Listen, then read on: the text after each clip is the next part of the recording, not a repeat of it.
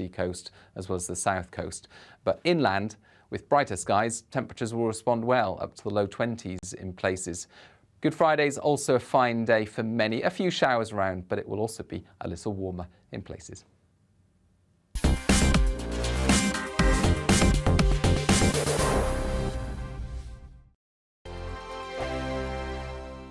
Hello, I'm Michelle Dewberry and you can join me every weekday 6 till 7 on Jubes and Kerr. Me and my panel will get stuck right into the day's events, and I can tell you, in fact, I can warn you, expect some robust debates, some strong opinions and perspectives from both sides of the fence. It's about you at home as well. I love to read out all of your comments, or at least as many as I can. So join me, Michelle Dewberry, Monday to Friday, 6 till 7 on Jubes and Kerr. On radio, they call it the drive time slot, 4 p.m. until 6 p.m. as listeners head home. It's that part of the schedule when the dust of the day's events begin to clarify, and we try to make sense of it for you. Brazier is drive time for radio and TV. It's fast, it's punchy, it's opinionated, there's a Brazier angle and a little bit of levity. That's the question. That's two questions, actually. That's Brazier, Monday to Thursday, 4 till 6 on GB News. Hello, I'm Patrick Christie's. And I'm Mercy Moroki. Make sure that you join us Monday to Thursday, 10 a.m. until midday, right here on GB News for To The Point. We're not afraid to talk about the topics that matter to you, or the big topics that always matter. We cover absolutely everything, from the breaking political stories of the day to law and order, what's going on in the channel. We're not afraid to hold people to account. We always make sure we include your views on our show. Indeed, if you're thinking it, you can guarantee that we're saying it. So make sure you join the conversation with us, 10 a.m. until midday, Monday to Thursday, for To The Point on GB News. I'm Dan Wootton. Join me Monday to Thursday from 9 to 11 for the feistiest and most fun news debate on TV, where free speech reigns. I'll bring you a sharp take on the day's biggest stories, bombshell newsmaker interviews, and A-list guests. And I guarantee you, no spin, no bias, no censorship, and no reason to go to bed. That's Dan Wootton tonight, Monday to Thursdays from 9 on GB News.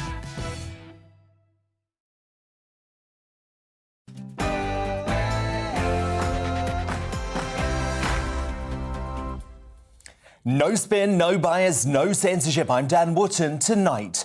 As Boris Johnson issues a heartfelt apology for his Partygate breach in response to lefty and MSM hysteria, would forcing the PM to quit at such a critical time for the UK be an act of national self-harm? I'll explain why we must stand up to an elite who believe they can dictate who runs the country. Democracy be damned in my digest next. Then at 10:20, die-hard Boris supporter and former Tory minister Edwina Currie, who thinks the PM should stay, goes head-to-head with his political rival Richard Tice, who thinks this could spell the end of the Tory party. Plus, could Rishi Sunak's own Partygate find be the Chancellor's undoing after a streak of bad headlines? And has Carrie Johnson, who's also in hot water, proven to be the PM's downfall? I'll debate at 10 p.m. with tonight's superstar panel. Former Daily Star editor and current columnist Dawn Neeson, Conservative commentator Calvin Robinson, and making her debut tonight, what a day to do it on, entrepreneur and author Angelica Mallon. They'll be here in a few minutes too with their thoughts on the PM's future. Elsewhere on the show, as eco-loonies once again prove they don't really know why they're protesting. Do you know what percent of global emissions the UK is responsible for?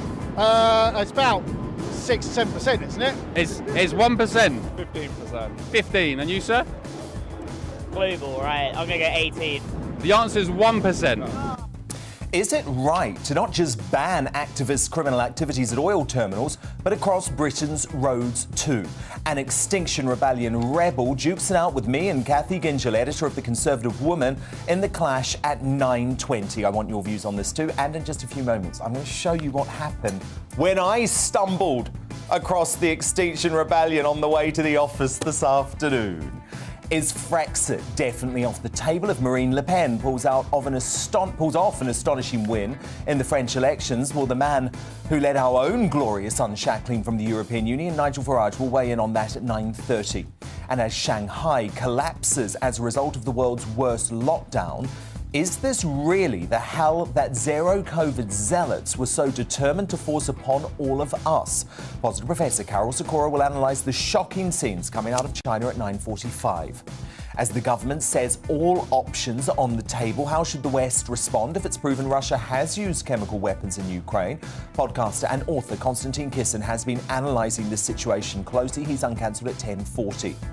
And could your child be racist if they only have white friends? Well, the BBC thinks so. Of course they do. But we'll take a look at that story in more detail in the Media Buzz at 10:30. Plus, a first look at tomorrow's newspaper front pages throughout the show. And a brand new Greatest Britain and Union Jackass revealed before the night is out too. This is Dan Wootton Tonight. Let's go.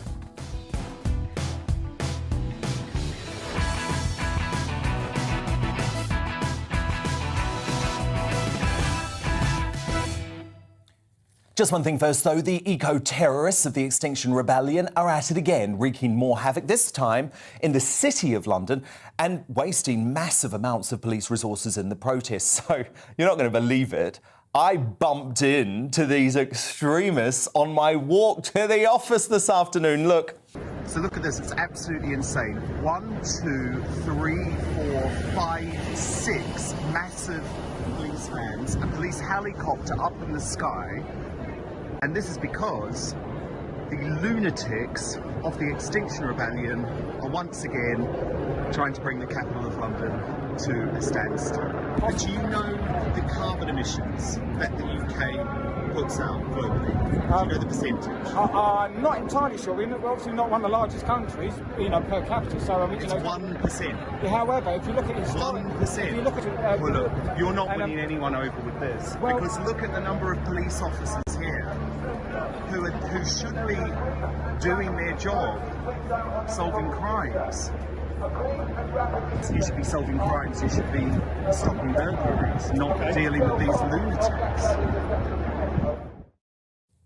Just utterly maddening. Hundreds of police, a helicopter, and if you're mugged in Sadiq Khan's lawless London at the moment, no one's going to come for you. I'll go head-to-head with one of the XR campaigners in the clash very shortly. But first, my superstar panel will be here to weigh in on today's Partygate developments. Tonight, the former editor of the Daily Star, Dawn Neeson, back from holiday looking spectacular. The Conservative commentator, Calvin Robinson. And for the first time, and we are delighted to welcome her, the entrepreneur and author Angelica Mallon. But before all of that, on a very busy news day, Polly Middlehurst is here.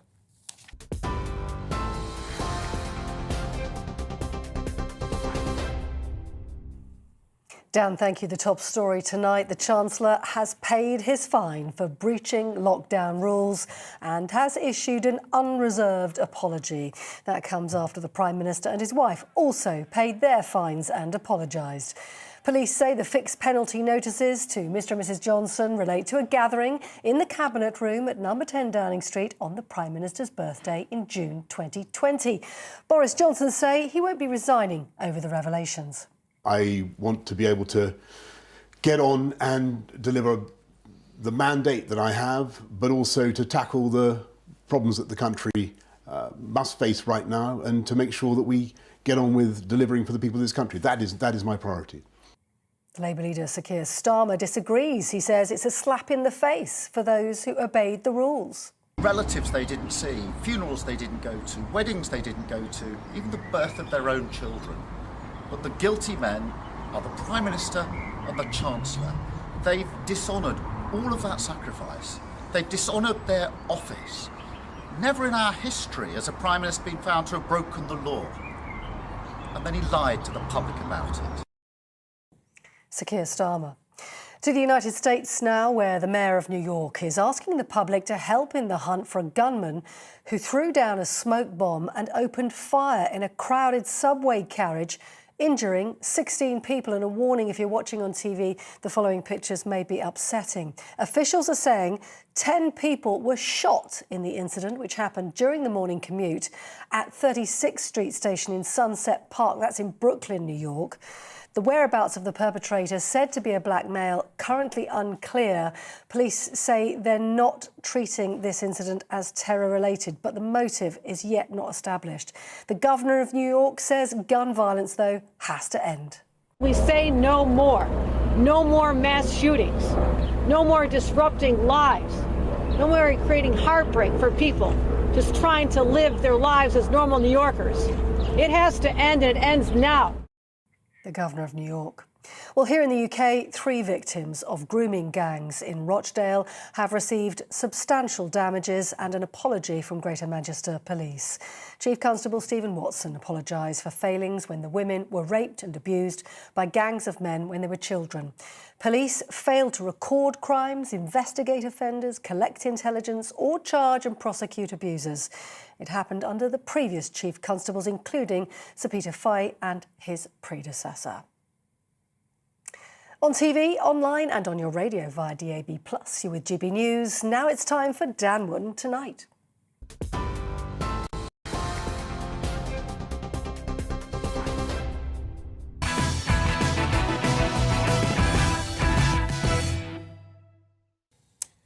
Cue complete and utter hysteria. All of a sudden, the war in Ukraine, including the possible use of chemical weapons, doesn't matter one jot. Neither does the confirmation that David Ames was killed by a homegrown Islamist terrorist. That conversation will be avoided yet again. So too will the criminal damage inflicted by the eco-terrorists of the Extinction Rebellion and Just Stop Oil, wreaking havoc in our cities and on our oil supplies. Not to mention the all-important once-in-a-generation cost of living crisis threatening to cripple many ordinary, hard-working Brits financially. No, today, and for the rest of the week, and probably much longer, the mainstream media and the political establishment are going to insist there is only one story in this country that means anything, whether Boris Johnson broke his own lockdown rules in the scandal now known as Partygate. To Sky News. We're cracking out of the break because we have some breaking news to come from Westminster. It is being reported that the Prime Minister is among those who has been fined. This massively piles the pressure on the Prime Minister. This is a crisis for the Prime Minister. I think Tory MPs should be considering very carefully now Boris Johnson's future. If in the unlikely event, although who knows, the Prime Minister receives 6 sequential fixed penalty notices, then he could be on the hook for over £10,000. I mean, I've had tweets from people saying, for goodness sake, we changed the Prime Minister during World War II. You can't just keep a Prime Minister who has lied to the public and to Parliament, who has broken the law because there is war in Europe. Sonny, I just want you to listen to that. That's the sound of silence. And that's what we're getting from number 10, from number 11, and in fact, the entire cabinet at the moment. Well, in actual fact, there hasn't been silence from number 10 because Boris apologised for the infringement this evening and paid his fine. But this will not matter one bit to those who've had the PM in their sights from the very beginning. This evening, Boris appeared contrite as he gave a reasonable account of that fateful day, June the 19th, when after a 7 a.m. start, 8 government meetings and a visit to a school, he stopped to acknowledge his birthday with colleagues for all of 10 minutes, which is hardly the crime of the century, is it? I understand the anger that many will feel, that I myself fell short when it came to observing the very rules which the government I lead had introduced to protect the public. And I accept in all sincerity that people had the right to expect better. Now, let me be very clear before people take me out of context. I remain disgusted that the government imposed these lockdown rules on citizens, stopping us from visiting dying relatives, attending to abused children, and making important decisions for ourselves in a so-called freedom-loving society.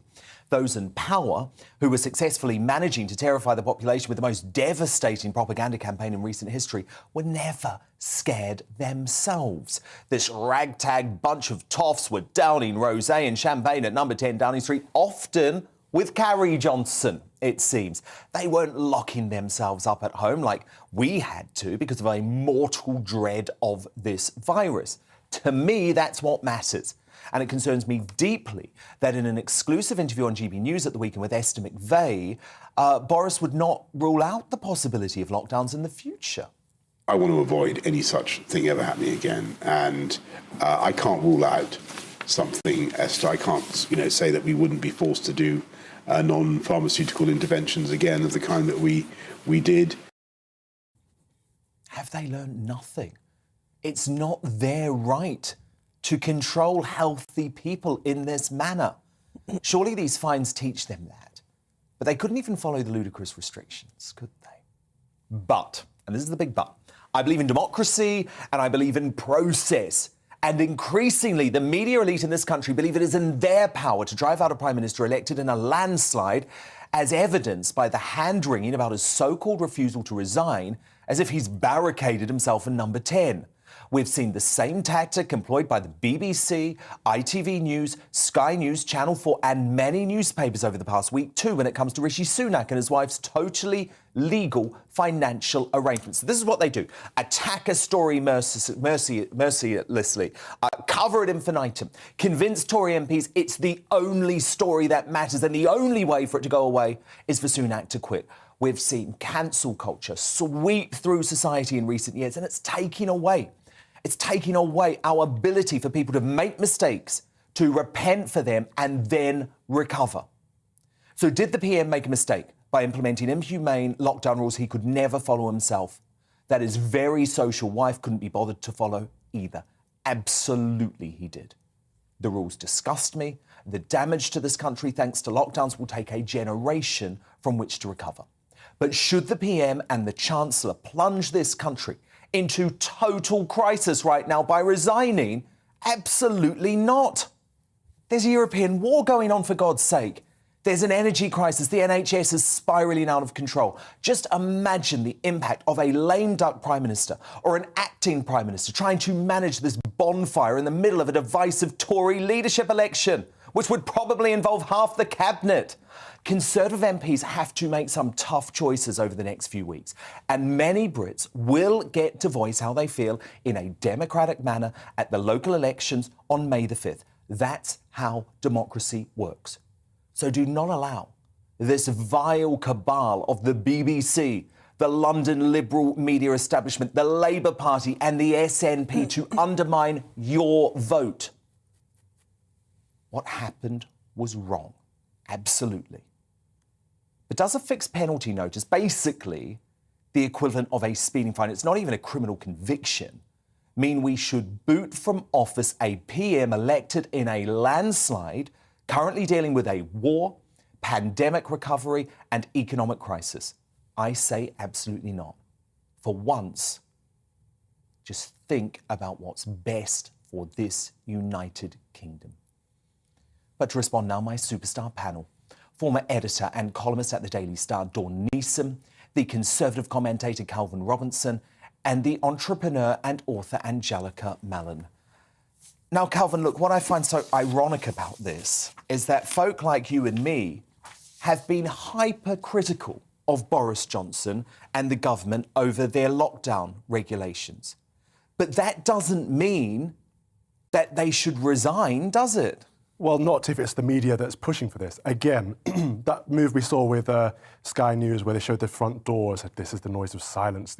It's like a gimmick, like what Channel 4 did with the ice cube block of melting. They have waited for this man to go for years. Let's be honest, they want him out. But on the flip side, he has an amazing PR team. His PR is fantastic. Look at the fact that he went to Kiev days before this came out. Look at the fact that the person who questioned Allegra Stratton has been fired as a scapegoat. Look at the fact that the whips are sending messages around all the Tory MPs right now. And I'm not on Twitter because of Lent, but I suspect a lot of MPs are tweeting support for Boris right now with similar wording.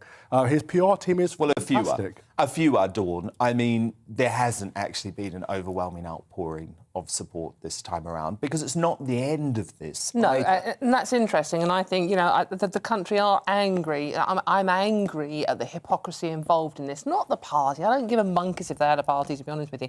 But I'm angry at it's not a party, is it? Can I just clarify something? It might have been against the law, but your work colleagues bringing in a cake on your birthday and you accepting the cake and standing there chatting for 10 minutes, that isn't a party. We need to get our language. I've been to world of parties, it has to be said. However, we are calling it Partygate, so let's use the shorthand that everyone's using. I don't give a monkeys about that. What I do give a monkeys is they stop people, as we've said just now, seeing, dying loved ones, stop little kids playing sport, the ridiculous, ludicrous, nonsensical lockdown rules. But I am actually pleased with this. I'm really happy tonight because of this, it means those hypocritical liars will never, ever be able to lock us down again, Dan. None of us will ever do that again. All we've got to do is point at this and go, no, mate, not doing it. Well, I was watching Toby Young on Mark Stein's brilliant show just before I came on air, and he actually made the point that for lockdown sceptics, the best possible thing is for Boris Johnson to remain in office. Absolutely. Because even the thought that he could impose any COVID restriction on us ever again is a joke. Absolutely. But let's not forget, in this GBNews special with Boris Johnson, he did say, I will not rule out future lockdowns. Oh, I know. That was before the fines, though. I feel like it's a different story now. But Angelica, firstly, great to have you here. Welcome to the me. show. It is an absolute delight. You disagree with me, though. You think Boris should resign. Why? I think he should. I mean, fine, you are against lockdowns. That's your decision on that. But any kind of COVID restrictions now, even bringing masks back, he's going to say, well, you can't make any rules. You broke the rules. Like, he has no authority for anything. that might be how you feel. Fine, but for me, do you think it takes away his authority to impose further COVID restrictions? If you can't stick to, I mean, even saying I didn't know that I was breaking the rules, so having a prime minister that doesn't even understand his own rules, like that doesn't fill anyone with confidence either. So I just don't think he can make any decisions now because no one has any trust. How do you feel, Angelica, about what I had to say in the digest about the climate that we're in? I mean, so literally, there's a war on our doorstep. It could still escalate. There's a cost of living crisis. Just think about the practicalities of what a Tory leadership election would mean.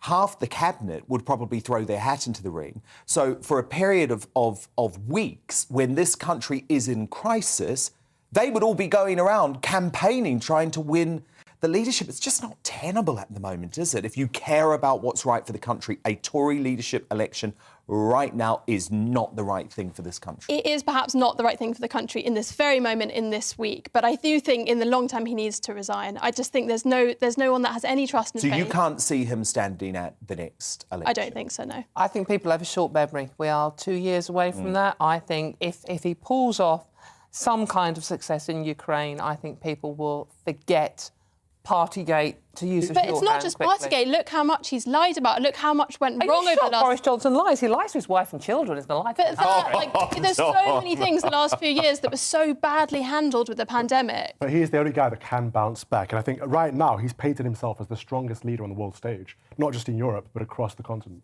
across the world. Sorry. Well, look, we're going to continue this conversation throughout the night. My superstar panel will be here that whole time. Dawn Neeson, Calvin Robinson, Angelica Mellon, thank you so much. But coming up, National Rally leader Marine Le Pen is a serious contender to unseat President Macron in the French election. But if she does secure a shock victory, is Frexit actually off the table? Nigel Farage, the architect of Brexit, will give his view at 9:30. But next, as eco-zealots continue to disrupt the UK and threaten our energy supplies, is Labour right to push for a policy that would not just ban protests at oil terminals, but also across Britain's road network? Well, an Extinction Rebellion spokesperson is going to duke it out with the editor of The Conservative Woman, Cathy Gingell, in the clash after the break. But I want to know what you think of these folk and these rules. Email me, dan@gbnews.uk. Tweet me using the handle @GBNews. We've got a poll running there too. I'll bring you the results when we're back. Hello again, I'm Aidan McGivern from the Met Office. Warmer and brighter weather is on the way for the Easter weekend, but for the next 24 hours we'll see further outbreaks of rain moving north before clearing, showers breaking out elsewhere, and a lot of cloud, particularly overnight. At the moment, low pressure sits to the southwest of the UK. That's been drawing up some warm weather across southern parts of the country, but also bands of rain, and there's one band in particular that is going to persist across much of Scotland, Northern Ireland, parts of Northern England overnight, whilst showers continue for Western England as well as Wales. Elsewhere, some clear spells and mostly dry towards the east of England, the far northwest of Scotland, but whether you've got the cloud or the clear spells, it's going to be a frost-free start, a mild start to Wednesday, but a fairly gloomy start. You can see the extent of the cloud, a lot of low cloud, mist and hill as well as coastal fog to wake up to. And it's a slow start really, with that cloud continuing until lunchtime in many places. Eventually it lifts and breaks, so the skies do brighten up. The rain in the northeast also starts to peel away. And away from the northeast, where it stays on the cool side, temperatures fairly widely up to 15 to 18 Celsius, with the potential for 22 Celsius somewhere around London. Any showers that develop in the south soon fade away, as Wednesday comes to a close. And then during the early hours of Thursday, clear spells for a time, but there'll be further areas of low cloud, mist, hill fog, coastal fog creeping back in. So again, a frost-free but gloomy start to Thursday. There will be some sunshine around, particularly towards the north and the east. And where we've got the areas of cloud, well, they'll start to lift and break up as well. I think we'll keep some coastal fog around the Irish Sea coast as well as the south coast. But inland, with brighter skies, temperatures will respond well, up to the low 20s in places. Good Friday's also a fine day for many. A few showers around, but it will also be a little warmer in places.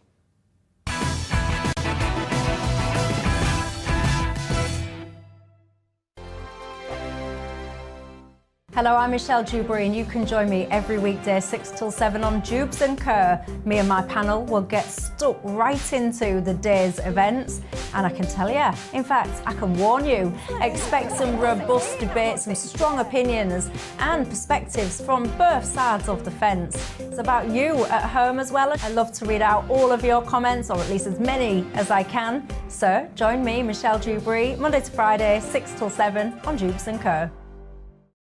On radio, they call it the drive time slot, 4 p.m. until 6 p.m. as listeners head home. It's that part of the schedule when the dust of the day's events begin to clarify, and we try to make sense of it for you. Brazier is drive time for radio and TV. It's fast, it's punchy, it's opinionated, there's a Brazier angle and a little bit of levity. That's the question. That's two questions, actually. That's Brazier, Monday to Thursday, 4 till 6 on GB News. Hello, I'm Patrick Christie's. And I'm Mercy Moroki. Make sure that you join us Monday to Thursday, 10 a.m. until midday, right here on GB News for To The Point.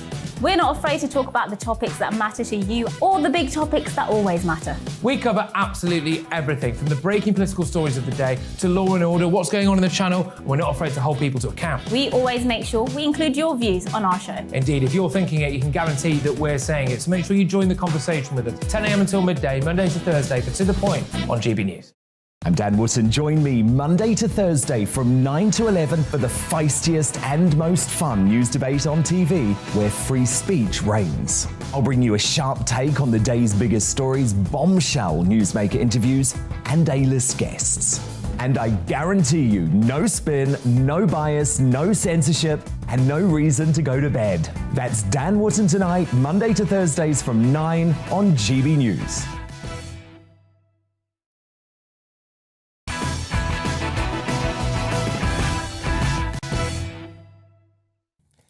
Nigel Farage is coming up, but time now for The Clash.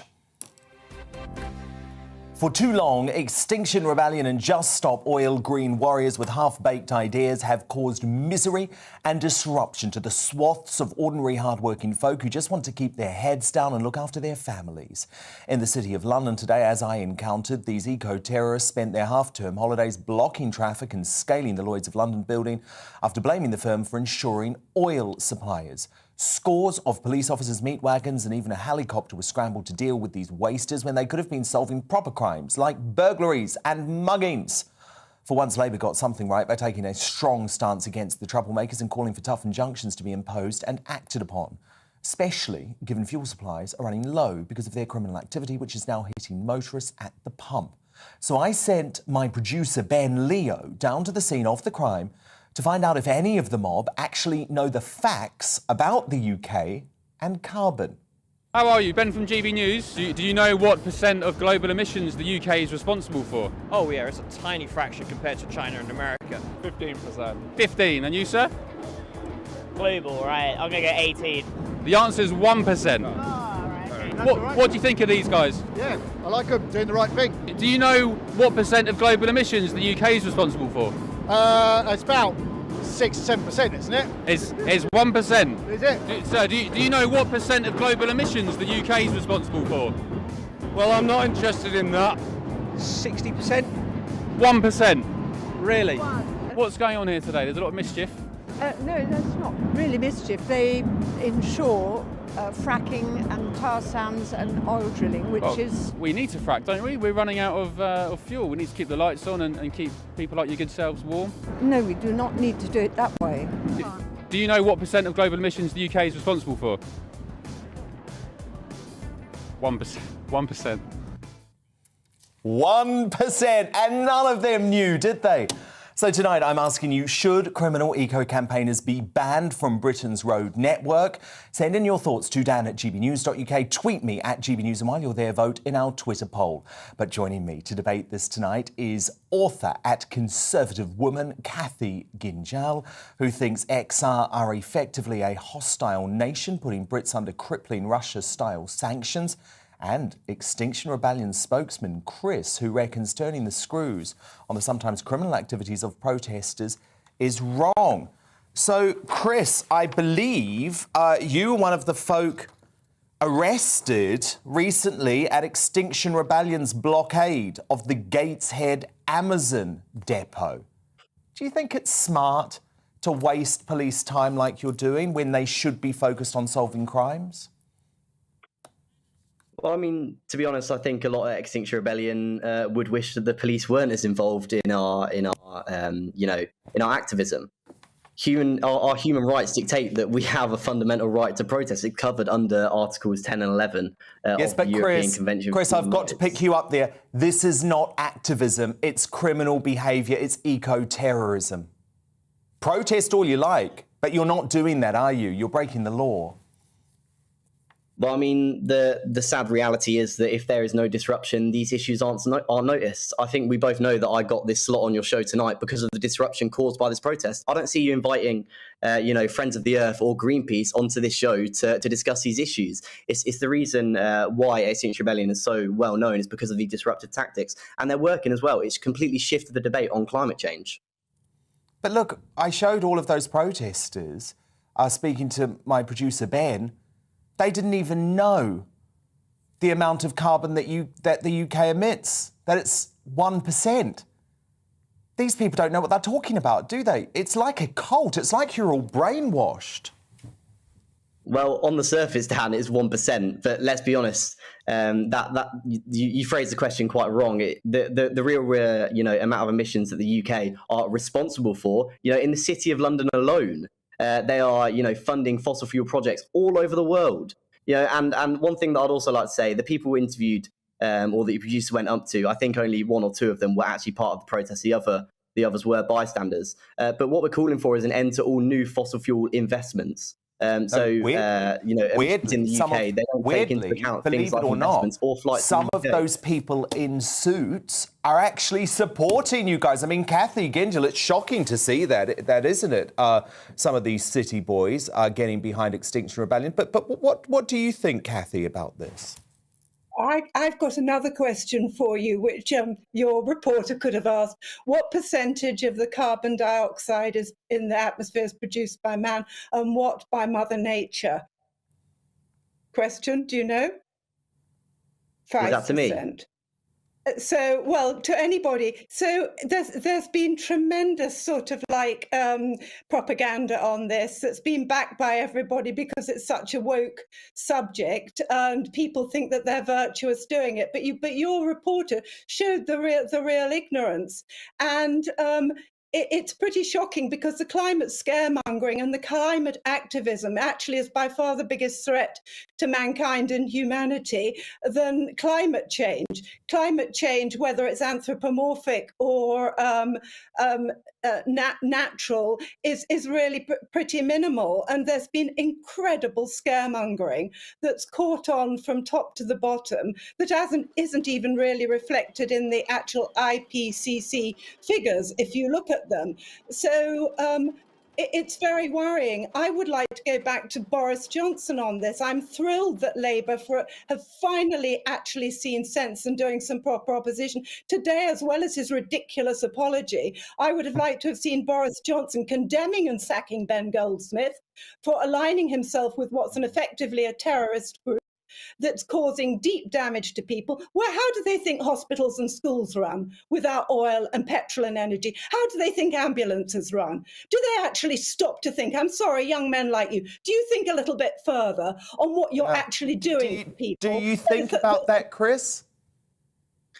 I mean, I'm actually quite shocked, to be honest, that it's 2022 and I'm sat on a panel with someone that doesn't believe in man-made climate change. That there is a scientific consensus on this. Over 99% of climate scientists agree that the climate is changing, and that the primary response of this, the primary fault of this, is through man-made factors such as the burning of fossil fuels. You mentioned the IPCC report. It said that we're on track for over 3 degrees of global warming, and it said the UN Secretary General said that climate change protesters are often depicted as a dangerous radicals, but the real radicals, dangerous radicals, are those that are not shifting away from fossil fuels. But Chris, okay, let me pick you up on that. You just say the real radicals are the people who are not moving away from fossil fuels.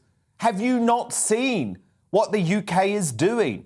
We are moving away from fossil fuels at a rate faster than most of the Western world.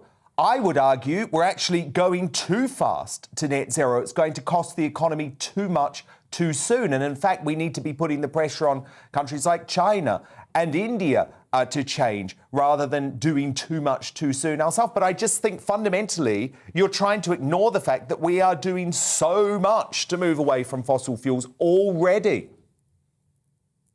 I'm not ignoring that. There have been steps that have taken, but they are nowhere near the scale that is needed. You know, the government. Because how do you want people to heat their homes? To explore North Sea oil. How do you want people to heat their homes? Compatible with Chris, ambitious climate change plan. In the short term, it is absolutely essential that we exploit North Sea oil and that we also frack, as I constantly and consistently say on this show. Because I'm sorry, you must look at what's happened in Europe and think we can't be reliant as a country on Vladimir Putin for our energy supplies. I just don't think you're in the real world, mate. You don't know what's going on. Do you want people shivering in their homes, unable to pay their electricity bills? Do you get it? This is a crisis. I mean, not being responsible, not relying on Vladimir Putin for our energy supplies is one thing that we can agree on, Dan. So, I'm glad that we can get one thing on there. But the fact of the matter is, this is the perfect time to switch to renewables. Why would we invest in more fossil fuel projects when we can build up the infrastructure now for renewables and take it to the people for a citizens' assembly, give the power to the people to decide. Kathy, we're not ready to do that, are we? We're not ready to do that. If you read any sensible piece of research, we're not ready. We're not technologically ready. It leaves a huge energy gap. It leaves us with huge energy security. If Extinction Rebellion want to depopulate the world, if Extinction Rebellion are happy about people dying, businesses closing, yes, we'll follow that policy. The reason we're in the energy crisis we're in now, the reason that energy prices have just doubled this month and probably will do again by next October, is because of the renewables policy from Tony Blair till now, which has never been realistic. And very sadly, the Conservative government, and particularly Boris, who's far too close, by the way, to Extinction Rebellion nuts as far as I can see, has not stopped to look properly at what they're doing. This is endangering us. This leaving us without energy, leaving things not working. The cost, even for his 2050, net zero 2050, is between 500 and 800 billion at the least. And even then, wind's not reliable. Solar batteries will blow up. These are not safe and secure methods of energy production. How do you respond to that? I mean, the fact of the matter is that we are not in a position right now to switch to renewables tomorrow. That's why we're calling for an end to all new fossil fuel investment. We're looking for a quick transition. We need to do that as quick as possible. And to just say, it's just complete lies that you're saying, Kathy. I'm going to be honest. We are ready to make this transition. What specifically do you say Kathy's lied about? What specifically is Kathy lied about? About saying that we're not ready to switch into a greener economy. We absolutely are. And that we need an emergency response. We have been switching into it. That's why we're in the mess we're in. We have been switching into it. That's why everybody, 25% of their bills is going towards renewable subsidies. That wind doesn't work. Britain is not a climate to rely on solar and wind. It's a fact. And everyone demonises fossil fuels. Fossil fuels have lifted the world out of poverty in the last century. Fossil fuels, we've got 6,000 plus and counting byproducts of oil. Are you going to stop all those industries? Are you going to stop people's livelihoods? In fact, mankind's adapted very well to the small amounts of climate warming that apparently have been in the last 100 years. Chris. We've adapted well without people, individual suffering. So it's the zealotry of the... Well, no, I understand, Kathy. And speaking of zealotry, I just want to check in with you, Chris, about your criminal activity, finally. You've been arrested 5 times since you began protesting, I would say breaking the law, since the age of 16. You were charged on Black Friday last year with aggravated trespass, and you now await a joint 2-day trial at Sunderland Magistrates Court on July the 7th and July the 8th. You could be locked up for 3 months. Are you prepared to go to prison for this? If that's what it takes, Dan, you know, that's the ultimate answer. It's nice to see that one of your producers has read one of the articles, you know, written in Newcastle. What I will say, I want to just bring it back to what Kathy was saying there about the fact well, last word, final word. Well, she said that 1 in 4 people won't be able to afford their energy bills come October because of renewables. That's just a complete lie. I'm going to call that out right now. That's a lie. You know, I didn't even say that, but made anyway. over £40 billion of profits last year. How is that fair when people are choosing between heating and eating? Why is it the fossil fuel companies that are being protected? Well, you're the one. You're the one that wants to drive us into disgusting. an energy crisis. But thank you so much. It was a good-spirited debate. That is the XR spokesman, who will only give us his name, Chris, and Kathy Gingell, author at Conservative Woman. Thank you so much, both. So who do you agree with on this? Well, Keith on Twitter says they should be banned. They are a menace to society and cost the taxpayers a fortune. Bob says, how many working folk are directly affected by a few protesters versus the cost of living crisis and PM lying? And finally, from Alan, they should be made to pay the wages to those who they stopped going to work. And your verdict is now in. It's another overwhelming one. 92% of you agree that criminal eco-campaigners should be banned from Britain's road network, while 8% of you disagree. Now, coming up, as Shanghai collapses as a result of the world's worst lockdown, how can some COVID hysterics and NHS bosses still crow for more restrictions? Positive Professor Carol Sikora will analyse the shocking scenes coming out of China at 9:45. But next, Marine Le Pen, well, could she be on the verge of a huge shock, unseating COVID fascist Emmanuel Macron? And if she was to have win, is Frexit really off the table? Well, our very own Brexit hero Nigel Farage gives his unmissable take in just 2 minutes' time.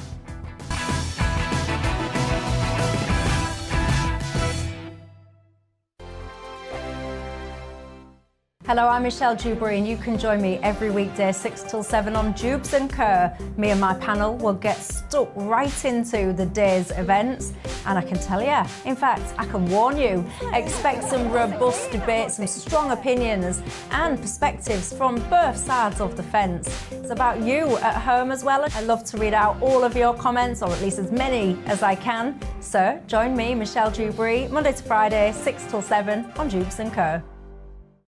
On radio, they call it the drive time slot, 4 p.m. until 6 p.m. as listeners head home. It's that part of the schedule when the dust of the day's events begin to clarify, and we try to make sense of it for you. Brazier is drive time for radio and TV. It's fast, it's punchy, it's opinionated, there's a Brazier angle and a little bit of levity. That's the question. That's 2 questions, actually. That's Brazier, Monday to Thursday, 4 till 6 on GB News. Hello, I'm Patrick Christie's. And I'm Mercy Moroki. Make sure that you join us Monday to Thursday, 10 a.m. until midday, right here on GB News for To The Point. We're not afraid to talk about the topics that matter to you or the big topics that always matter. We cover absolutely everything, from the breaking political stories of the day to law and order, what's going on in the channel. We're not afraid to hold people to account. We always make sure we include your views on our show. Indeed, if you're thinking it, you can guarantee that we're saying it. So make sure you join the conversation with us, 10 a.m. until midday, Monday to Thursday, for To The Point on GB News. I'm Dan Wootton. Join me Monday to Thursday from 9 to 11 for the feistiest and most fun news debate on TV, where free speech reigns. I'll bring you a sharp take on the day's biggest stories, bombshell newsmaker interviews, and A-list guests. And I guarantee you, no spin, no bias, no censorship, and no reason to go to bed. That's Dan Wootton Tonight, Monday to Thursdays from 9 on GB News.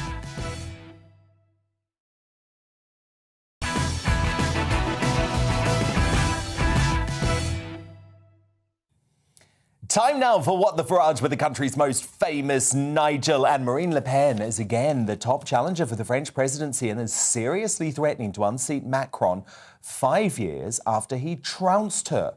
That's because Le Pen has softened on some policies since that 2017 election, with her party, the National Rally, dropping its proposal to leave the EU, the free movement zone and the euro. Le Pen remains a Eurosceptic, though. She plans to reduce France's EU contributions and promote a coalition with like-minded nations, including Hungary and Poland, as well as introducing policies that contradict the EU's free movement principles. So, Nigel, are we potentially facing the Brexit moment, the Trump moment for France? And if Le Pen did pull off what would be a spectacular and shocking victory, do you think it would be Frexit in all but name? Well, I have to say that I've known Marine for a very long time. She has detoxified the party in a remarkable way. Not just about the euro, because that's the problem with Frexit, isn't it?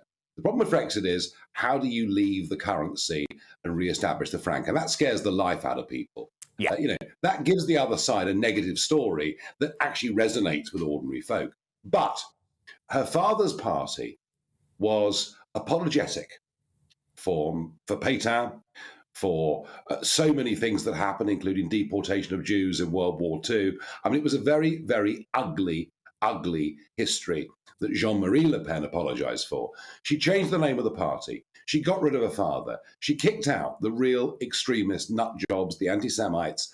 And to her credit, she's done that incredibly well. Now, can she win? Well, let's put it like this. This will all come down to one thing and one thing only. It'll come down to the head-to-head debate on the 20th of April. Back in 2017, I thought she was going to get 42, 43% of the vote in that runoff. Her performance was so abysmal in that debate because Macron psyched her out brilliantly. He said, if she's too aggressive, I'll walk off the stage. She took it as an invitation. She came out throwing everything she had in the first few minutes. She frankly looked ridiculous. She had no good answers to any of the economic questions. This time round, what she's trying to do is to be a left-wing Margaret Thatcher. What do I mean by that? Maggie got elected by explaining inflation and the economy to people in terms of the weekly shopping basket. It was language that ordinary folk understood. And Marine is talking to people about the cost of living and pointing out that the Rothschild globalist, supported by all the big multinationals, Macron has no connection with this at all. Now, can she win that debate? One thing very interesting is happening. Macron was a creation. He arrived in 2017.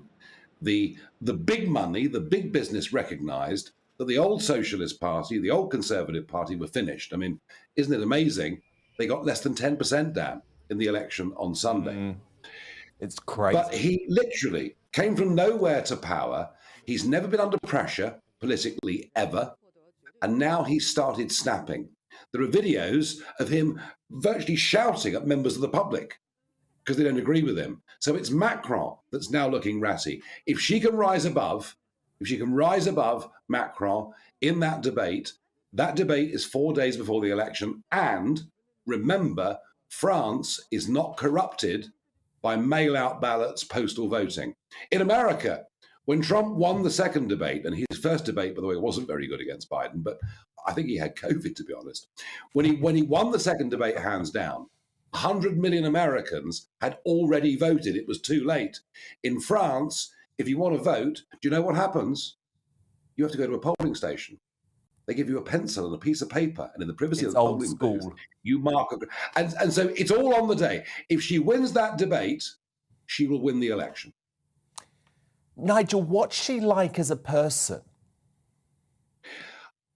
I mean, it's not been the easiest childhood and early adulthood, growing up under the shadow of her father, the house being subject to a terrorist bomb attack. It's not been easy. I have to say this, Dan, she sought refuge from much of the pressure in adopting a lifestyle that was deeply unhealthy, if I can put it like that, even worse than mine. And that's saying something. When I knew her in the early days, there was no doubt that alcohol, huge numbers of cigarettes, terrible lifestyle was the distraction, the way of getting away. And I mean, there were times back in 2012, 13, 14, she looked dreadful. And you can see today that actually she's cleaned her act up and she looks a lot happier, a lot happier within herself as a person. She's grown in confidence. I mean, what Marine is good at, she's good at speaking about the concerns of ordinary French people, about the massive demographic transformation that is taking place in France, about the fact that there are the banlieue, the suburbs of Paris and Marseille and elsewhere that are now unrecognizable. Her weak point was economics. Now she's now, and by the way, the BBC keep calling her far right. Her economics are actually quite hard left. I mean, look, to me, a statist that thinks people should all retire at 60, I don't think it works in the medium to long term economically, but it might be appealing to the French people. And she would be a nightmare for Brussels. Now, it was once said, Libération once said, Nigel Farage is Brussels' worst nightmare because he wants to leave the EU. Marine Le Pen could be Brussels' worst nightmare because she now wants to stay. She wants to stay and disobey all the rules. Yeah. So, I mean, and ultimately, this is the globalist Macron against the Eurosceptic, patriotic, nationalist Marine Le Pen. At the end of the day, that is the choice that the French people face. She has to prove that she's able to look like a leader. She has to prove she's got the intelligence to outwit the increasingly ratty Macron. Right at the moment, if I were a betting man, I would say Macron will win this by 4 points, 5 points. But I re-emphasize the point. What happens on that night of the 20th of April will decide all of it. Nigel, it's fascinating to see the young people flocking to her, right, though? They want selfies with her. She's certainly tapped in to the youth of France who are so disaffected with Macron. There's an optimism about her message too, you know. This isn't just everything's dreadful. This is we are La France. We can be better than this. And I think a lot of young people look at the corruption of French politics. And I mean, just think of it, you know, the numbers of French politicians that have been caught up in all sorts of scandals over the years. I mean, it dwarfs even the current Conservative Party, but that's saying something, isn't it? And she's kind of got this mood that we want better, that we have a national identity, that we can be something, and that we're losing it. And so much of France that you go to now is an unhappy place. It reminds me of my childhood in the 1970s in the UK, when we were going through, you know, our perhaps lowest point of national self-confidence. And so she's offering something optimistic to these young people. And I have to say, she's done a very, very good job in taking the old Front National, turning it into the National Rally, getting rid of the extremists. And I have to admit, whilst we wouldn't agree, and we don't agree on economics or NATO or many things, I do have quite a high sneaking regard for the way she's handled herself in the last few years. Well, absolutely fascinating insight into Marine Le Pen from a man who knows her well, Nigel Farage. It's going to be a really interesting 2 weeks. Thank you so much. Thank you. Coming up, My superstar panel return to dissect what the mainstream media's Partygate crusade could mean for Rishi. Is this the final blow to the beleaguered Chancellor's career? Plus, has Carrie Johnson, who's also in hot water, proven to be the PM's downfall? We'll tackle all that and take a look at how tomorrow's newspaper front pages are covering the story in the media buzz. But first, as Shanghai residents revolt after suffering the world's worst lockdown, will the shocking scenes in China be enough to deter our own zero-COVID zealots? Well, Positive Professor Carol Sikora will give his analysis straight after the break.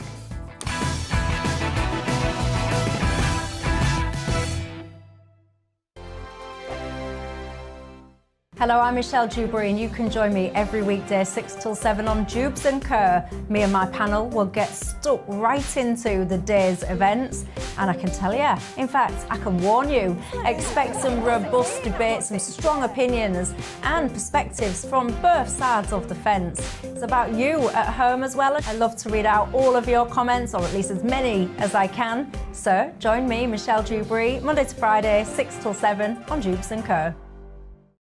On radio, they call it the drive time slot, 4 p.m. until 6 p.m. as listeners head home. It's that part of the schedule when the dust of the day's events begin to clarify, and we try to make sense of it for you. Brazier is drive time for radio and TV. It's fast, it's punchy, it's opinionated, there's a Brazier angle and a little bit of levity. That's the question. That's two questions, actually. That's Brazier, Monday to Thursday, 4 till 6 on GB News. Hello, I'm Patrick Christie's. And I'm Mercy Moroki. Make sure that you join us Monday to Thursday, 10 a.m. until midday, right here on GB News for To The Point. We're not afraid to talk about the topics that matter to you or the big topics that always matter. We cover absolutely everything, from the breaking political stories of the day to law and order, what's going on in the channel. We're not afraid to hold people to account. We always make sure we include your views on our show. Indeed, if you're thinking it, you can guarantee that we're saying it. So make sure you join the conversation with us, 10 a.m. until midday, Monday to Thursday for To The Point on GB News. I'm Dan Wootton. Join me Monday to Thursday from 9 to 11 for the feistiest and most fun news debate on TV, where free speech reigns. I'll bring you a sharp take on the day's biggest stories, bombshell newsmaker interviews, and A-list guests. And I guarantee you, no spin, no bias, no censorship, and no reason to go to bed. That's Dan Wootton tonight, Monday to Thursdays from 9 on GB News.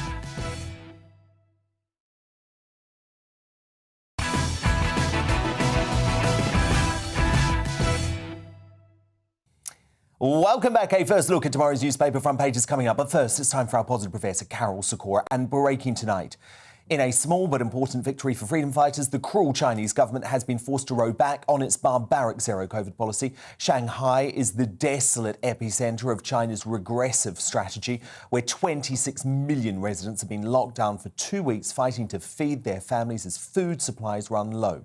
Following a furious nationwide uprising with hungry and liberty-starved residents taking to the streets to demand food and freedom, the government today allowed an unknown number of people living in areas with no cases to leave their homes. I mean, it's not a lot, but the small mercy is a direct result of courageous Chinese citizens demanding enough is enough and railing against the draconian and actually quite revolting communist regime. Just 5 minutes ago, there were only a few people screaming. Now suddenly everyone's screaming. If this persists, bad things will happen.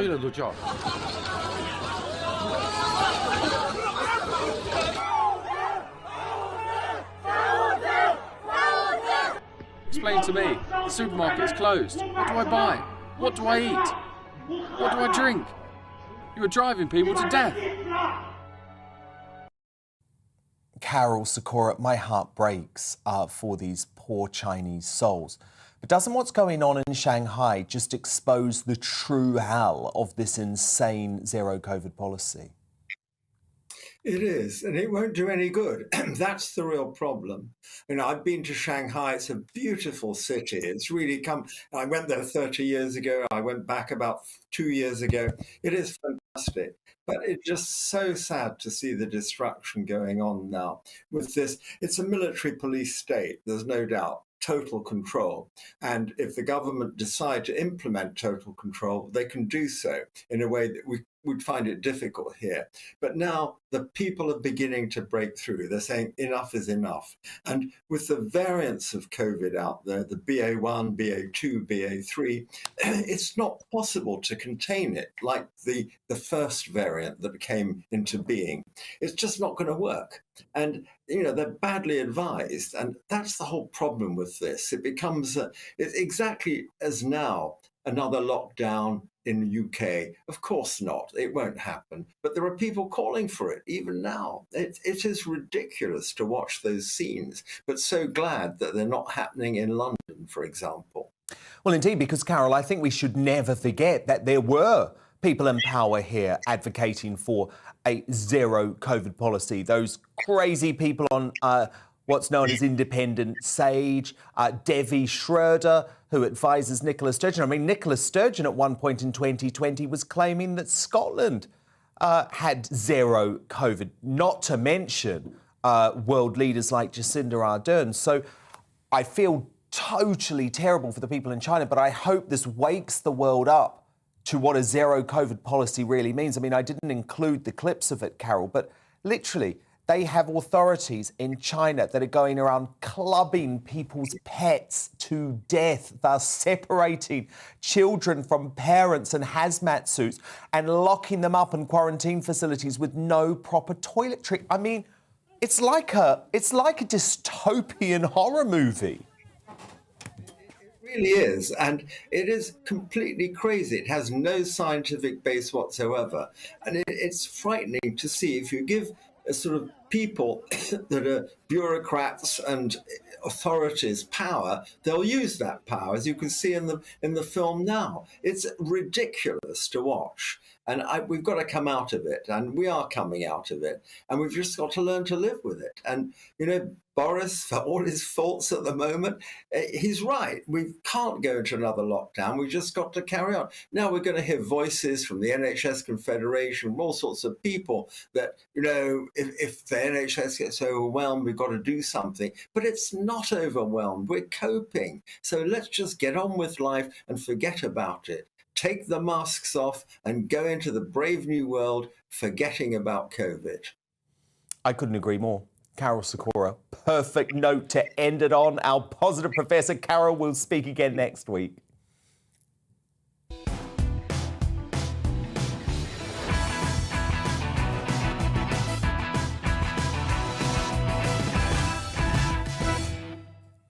It's coming up to 10 p.m. I'm Dan Wootton, and breaking tonight.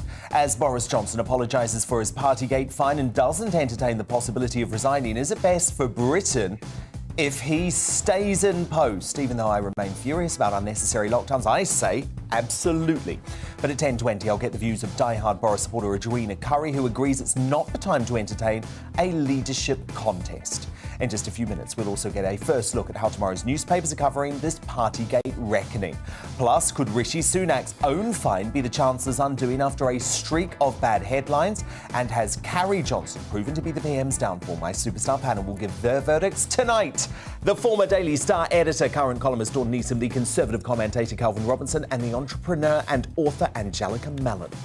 As the government says all options are on the table, how should the West respond if it's proven Russia has used chemical weapons in Ukraine? Well, podcaster and author Konstantin Kisin has been analysing the situation closely. He's uncancelled tonight at 10:40. And could your child be racist if they're 2 years old but only have white friends? I mean, it's ludicrous, isn't it? But if you listen to the BBC and why the hell would you, the answer is yes. So we'll dig further into that madness in the media buzz.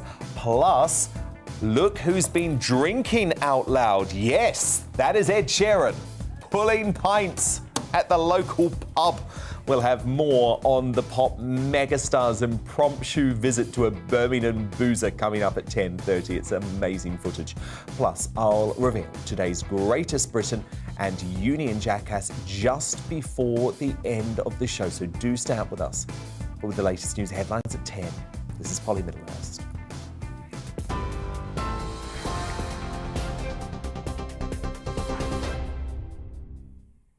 Dan, thank you. The top stories this hour. The Chancellor has paid his fine for breaching lockdown rules and issued an unreserved apology.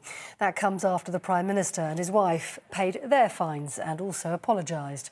Police say the fixed penalty notices to Mr and Mrs Johnson relate to a gathering in the Cabinet Room at number 10 Downing Street on the Prime Minister's birthday in June 2020. Boris Johnson says he will not resign over the revelations. I want to be able to get on and deliver the mandate that I have, but also to tackle the problems that the country must face right now and to make sure that we get on with delivering for the people of this country. That is my priority. Boris Johnson. Well, the Labour leader, Sir Keir Starmer, disagrees. He says it's a slap in the face for those who obeyed the rules. Relatives they didn't see, funerals they didn't go to, weddings they didn't go to, even the birth of their own children. But the guilty men are the Prime Minister and the Chancellor. They've dishonoured all of that sacrifice. They've dishonoured their office. Never in our history has a Prime Minister been found to have broken the law. And then he lied to the public about it. Sir Keir Starmer. In the United States, President Biden says he's grateful to the emergency services and the civilians who didn't hesitate to help when a gunman set off a smoke bomb and shot 10 people on a subway train in New York. And a warning, the following television pictures may be upsetting for those watching on TV. 16 people were injured in the incident, which happened during the morning commute at the 36th Street station in Sunset Park in Brooklyn, New York. The whereabouts of the perpetrator, said to be a black male, are unclear. Police say they're not treating the incident as terror-related. Ukrainian security services say they've arrested Vladimir Putin's closest ally in Ukraine. President Zelensky has released a photograph of the pro-Russian politician Viktor Medvedchuk in handcuffs. The leader of the opposition Platform Party, Medvedchuk, faces charges now of treason. He denies any wrongdoing. And here in the UK, 3 victims of grooming gangs in Rochdale have received substantial damages and a personal apology from Greater Manchester Police. Chief Constable Stephen Watson apologised for failings when the women were raped and abused by gangs of men as children. Police failed to record crimes, he said, investigate offenders, collect intelligence or charge and prosecute abusers. It happened under previous chief constables, including Sir Peter Fahey and his predecessor. On TV, online and on your radio via DAB+, you're with GB News. Now more from Dan Wootton tonight.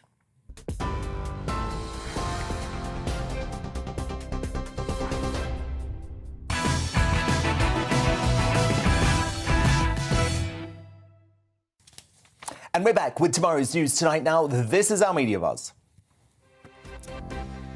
As ever, I'm going to kick off with a first look at tomorrow's newspaper front page. As you can imagine, one story is dominating. So first up, The Independent, which leads simply with the front door of number 10 Downing Street, calling it the scene of the crime, as Bojo was the first sitting Prime Minister to have broken the law. I mean, would we be so worried if he had been given a speeding ticket?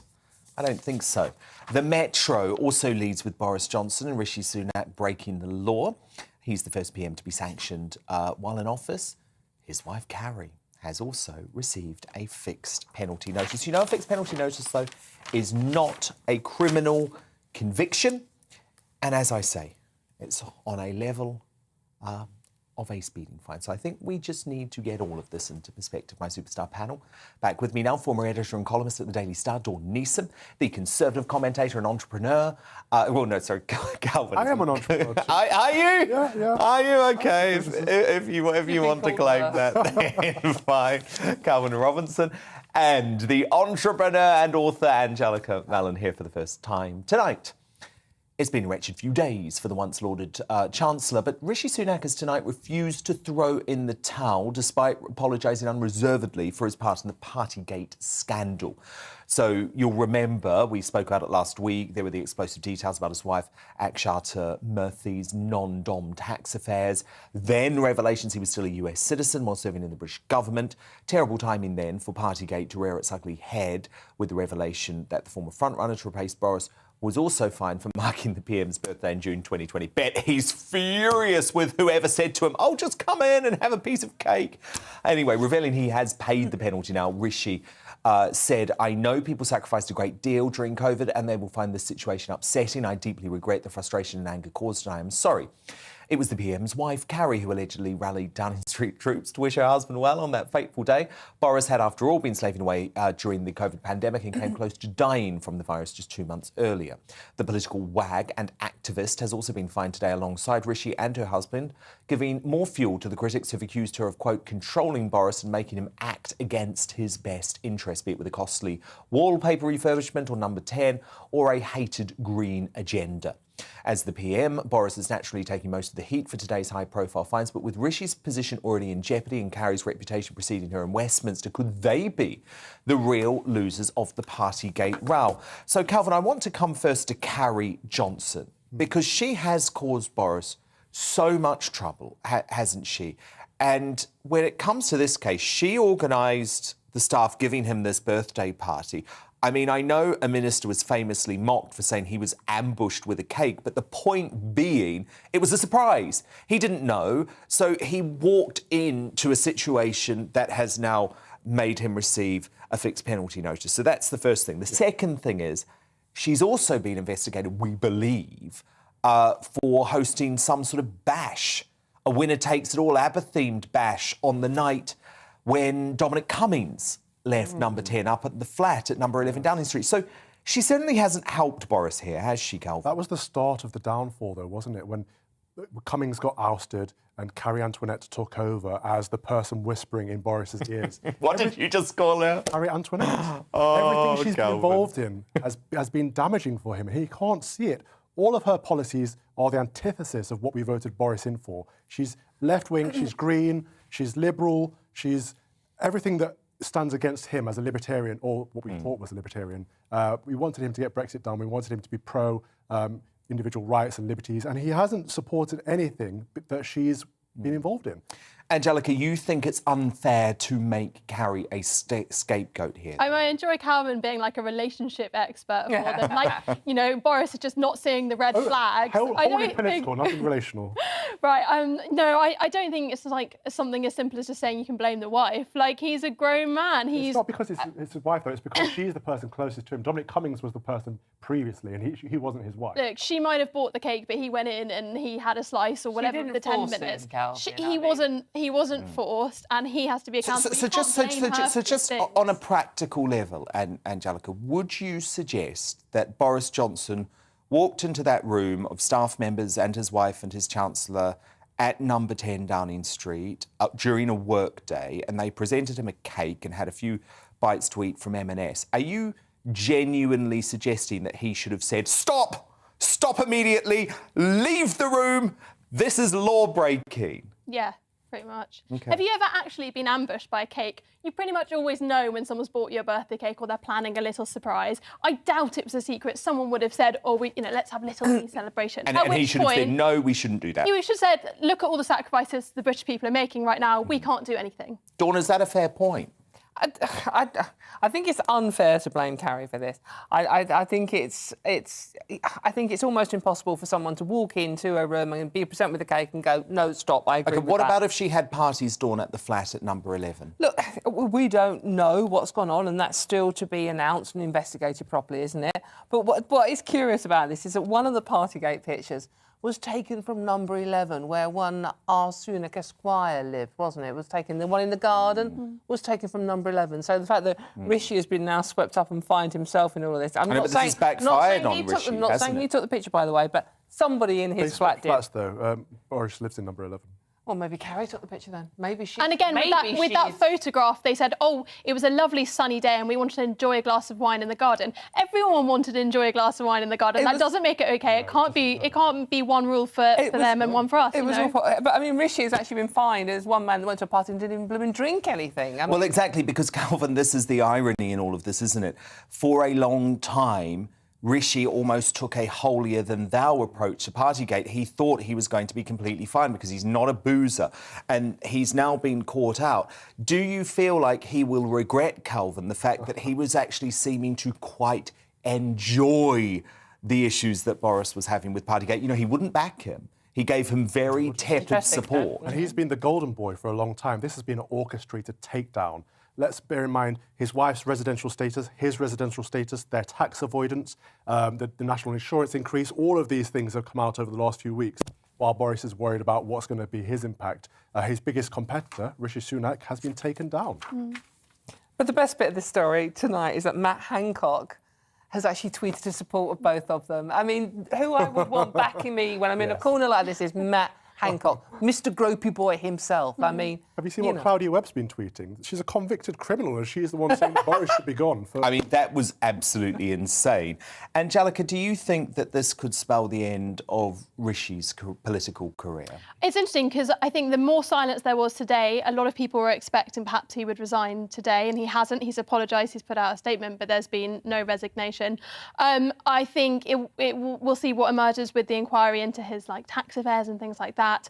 But definitely the optics of it for the last few weeks of what's come out with his wife is pretty awful.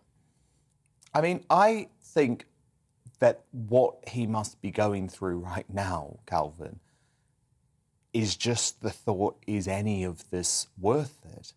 Because if I'm not going to ever be able to rise to be PM, and I've got a massively funded lifestyle and ambitions to move to California, I don't know. As I say, I don't think it is good for the country if he resigns right now, but there might be a bigger picture in play for him. The plan all along has been for him to become Prime Minister. They've been grooming him for that for years, and also that's the whole point. He's in politics, to make a statement. You know, and he wants to do it fast. His wife's billionaire because family, this isn't he his has career. To prove his status, absolutely. But if that's not going to happen, he will pack up and he will move to California.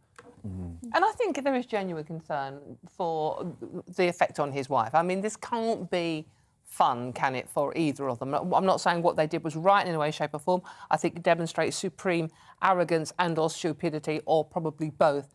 However, but he's thinking about protecting his family. Of course he is. Because he doesn't need to put any of them through this. Which is a natural thing to do. Indeed. Now, world-famous pop star Ed Sheeran is used to performing to sell-out Wembley crowds and rubbing shoulders with the rich and famous, but he's proven he's just as comfortable kicking back with ordinary folk after he was spotted at the Roost pub in Small Heath, Birmingham, singing, there he is, and pulling pints for punters. I absolutely love this. He's such a down-to-earth bloke. So Ed arrived at the Boozer with his friend and rapper, a bloke called JK, who's a regular there. And after loosening up with a few lagers, Ed led locals in a sing-along of dancehall jam No Games by Sarani. And then, look at this, the megastar was put to work behind the bar pulling pints, and he did a very good job of it by the looks of things, although the landlord, Ian, wasn't quite as impressed by his bartending skills. I want to go to a pub where Ed Sheeran's pulling pints. It looks like great fun. Angelica Mellon, Calvin Robinson, Dawn Neeson, do stand by, because coming up, does your child only have white friends? Then according to the BBC, they could well be a racist. Oh, and by the way, so are you. My superstar panel are going to return to debate this latest PC madness out of the corporation. Plus, more of tomorrow's newspapers' front pages coming through, including, by the way, Boris's most important newspaper that he used to work for, the Daily Telegraph, and they're not being particularly kind, I hear. And speaking of Partygate, are we really about to leave the country rudderless amid a war and economic turmoil because of an illicit party? Well, diehard Boris supporter and former Tory minister Edwina Currie is backing the PM Conservative Party. That special debate coming up straight after the break.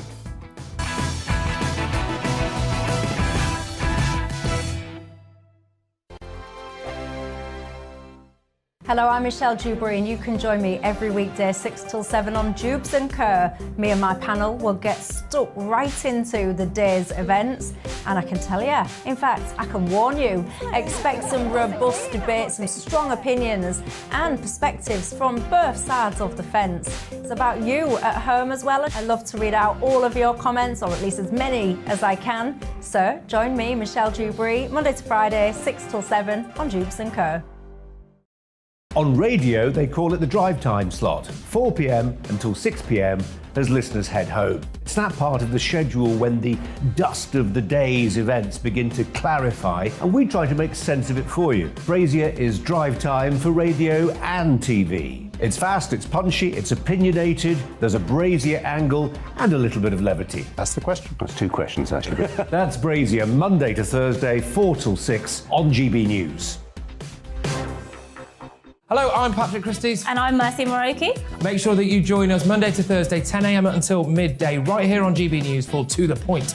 We're not afraid to talk about the topics that matter to you or the big topics that always matter. We cover absolutely everything, from the breaking political stories of the day to law and order, what's going on in the channel. We're not afraid to hold people to account. We always make sure we include your views on our show. Indeed, if you're thinking it, you can guarantee that we're saying it. So make sure you join the conversation with us, 10 a.m. until midday, Monday to Thursday, for To The Point on GB News.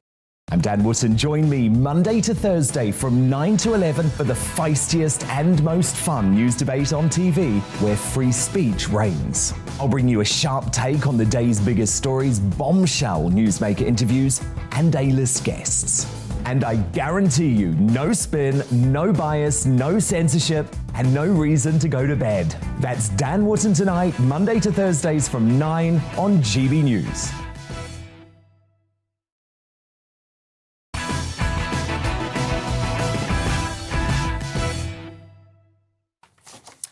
And we're back. Boris Johnson and Rishi Sunak remain in office tonight after receiving Partygate fines as they refuse to bow to media and political pressure to resign. Tory MPs reportedly refusing to boot the PM out of Number 10 while war continues to rage in Ukraine. A good point, I think, and Boris pressed on with the business of government this afternoon as he called US President Biden to renew focus on supporting Zelensky and Ukraine in their fight against Putin's terror. So, with the PM resolutely guiding the country through crises at home and abroad, is now really the time to force him out undemocratically? Well, we're going to debate this now with former Conservative Minister Edwina Currie and Reform UK leader Richard Tice. Edwina, removing Boris from office now would be an act of national self-harm, wouldn't it? Oh, absolutely. And you're quite right. I mean, I'm not going to defend anything that went on in Downing Street. They seem to have had parties at the drop of a hat. And at the very least on his birthday, if they wanted to obey the rules, they could have put all the prezzies in the flat and then said, there you go, Prime Minister, everything's up in the flat. You're okay. We're off home. And they didn't do that. So I'm not going to defend that at all. But you're quite right, Dan. I mean, there is a war on in Europe with millions of refugees heading into other countries, thousands of them already arriving now in the UK. We have other issues. You mentioned cost of living and so on. It's actually worse in Europe. I don't know if you've noticed, the prices are actually rising faster in a number of other countries than they are here, but still it's affecting people's lives. We're catching up in the health service, for example, with hundreds of thousands of people being pulled in now to have surgery and treatment that had to be postponed for the last 2 years because of COVID. Everybody I know just about has either just had a procedure or is about to have a procedure. It's wonderful, but you know, these are very big issues, not to mention things like green energy security and stuff like that. So the Ukrainians would think we were crackers. They'd say, what, you've sacked him because of a 10-minute birthday party? Really? That would be insane. And I Richard think Tice continue to be one.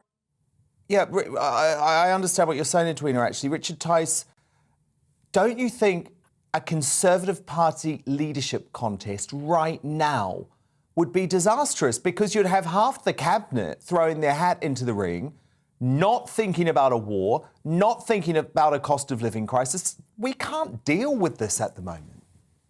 But Dan, there's never a good time to change the Prime Minister. But I think we just need to remind ourselves about history, don't we? I mean, John Major took over from Margaret Thatcher at the time of the First Iraq War. Winston Churchill took over from Chamberlain at the worst point in the Second World War. Lloyd George took over from Asquith in the First World War. So I'm afraid those parallels make absolutely no sense whatsoever. The reality is that the Prime Minister, he lied to Parliament, he misled people, he hasn't told the truth on multiple occasions, and I just think it's an absolute tragedy that our great, wonderful country is led by a governing party whose MPs seem to think that that's okay. You can lie, you can mislead, as long as you want, as long as we cling on to power. So principles are out the window, Dan. Integrity's out the window, Dan. Morals are out the window. Values are out the window. Is that really, Dan, the country we want to live?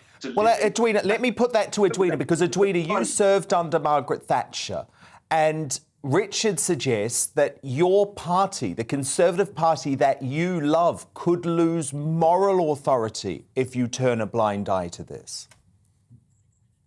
I don't see it like that at all. I mean, I hear Richard speak in much the same terms that I heard David Lammy speak for Labour a little bit earlier today. And the words self-righteous and, dare I say, something like twit come into mind. You know, honestly, these are senior people in other political parties. The only way that could get rid of the Conservatives would be if we were infighting in exactly the way that you have described. And I don't think it's going to happen. Conservatives have, in many more ways than some of our other critics, the interests of the country at heart. And indeed, as Boris is being seen as one of the leading critics of Putin, one of the leading helpers of what's going on in Ukraine, I think we're going to see Boris and this government changing much of what's been happening in Europe. So I look forward to seeing them with more success. Yes, Richard, I have to give Richard a chance to respond to that. Because, Richard, Edwina's just described you as a self-righteous twit. Look, forget that, Dan. The reality Did I do really you've got a Prime Minister. Oh, my goodness me. How could I possibly? Let me tell you something. If you're We'll just let talking Richard about respond. If you talk about replacing leaders, Richard mentioned Lloyd George, and he mentioned Winston, and he mentioned John Major. All of those also had a slightly distant relationship on occasion with the truth. Two of them, Winston and Lloyd George, replaced previous leaders in the middle of a war when that war was going badly. You've made my Boris point is for me. leading us in a war that's going well. Let Richard come in. Richard come in.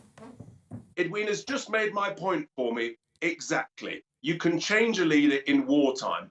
What we've seen is a Prime Minister who basically think that the rules that he set only apply to us, the little people. They don't apply to the elite. We've got a Chancellor who sets the tax rules but only thinks that taxes apply to us, the little people. They don't apply to him, his wife, his family. This is an appalling way for our great nation to be run, where the elite Tories think that it's only the little people that pay taxes and abide by the rules and can't go to the funerals of their loved ones whilst they're having parties and booze up. Where's the accountability? Where's the moral authority, Dan? I think it's deeply shocking that this Conservative Party still thinks it's okay. It's all about power, and everything else has gone by the wayside.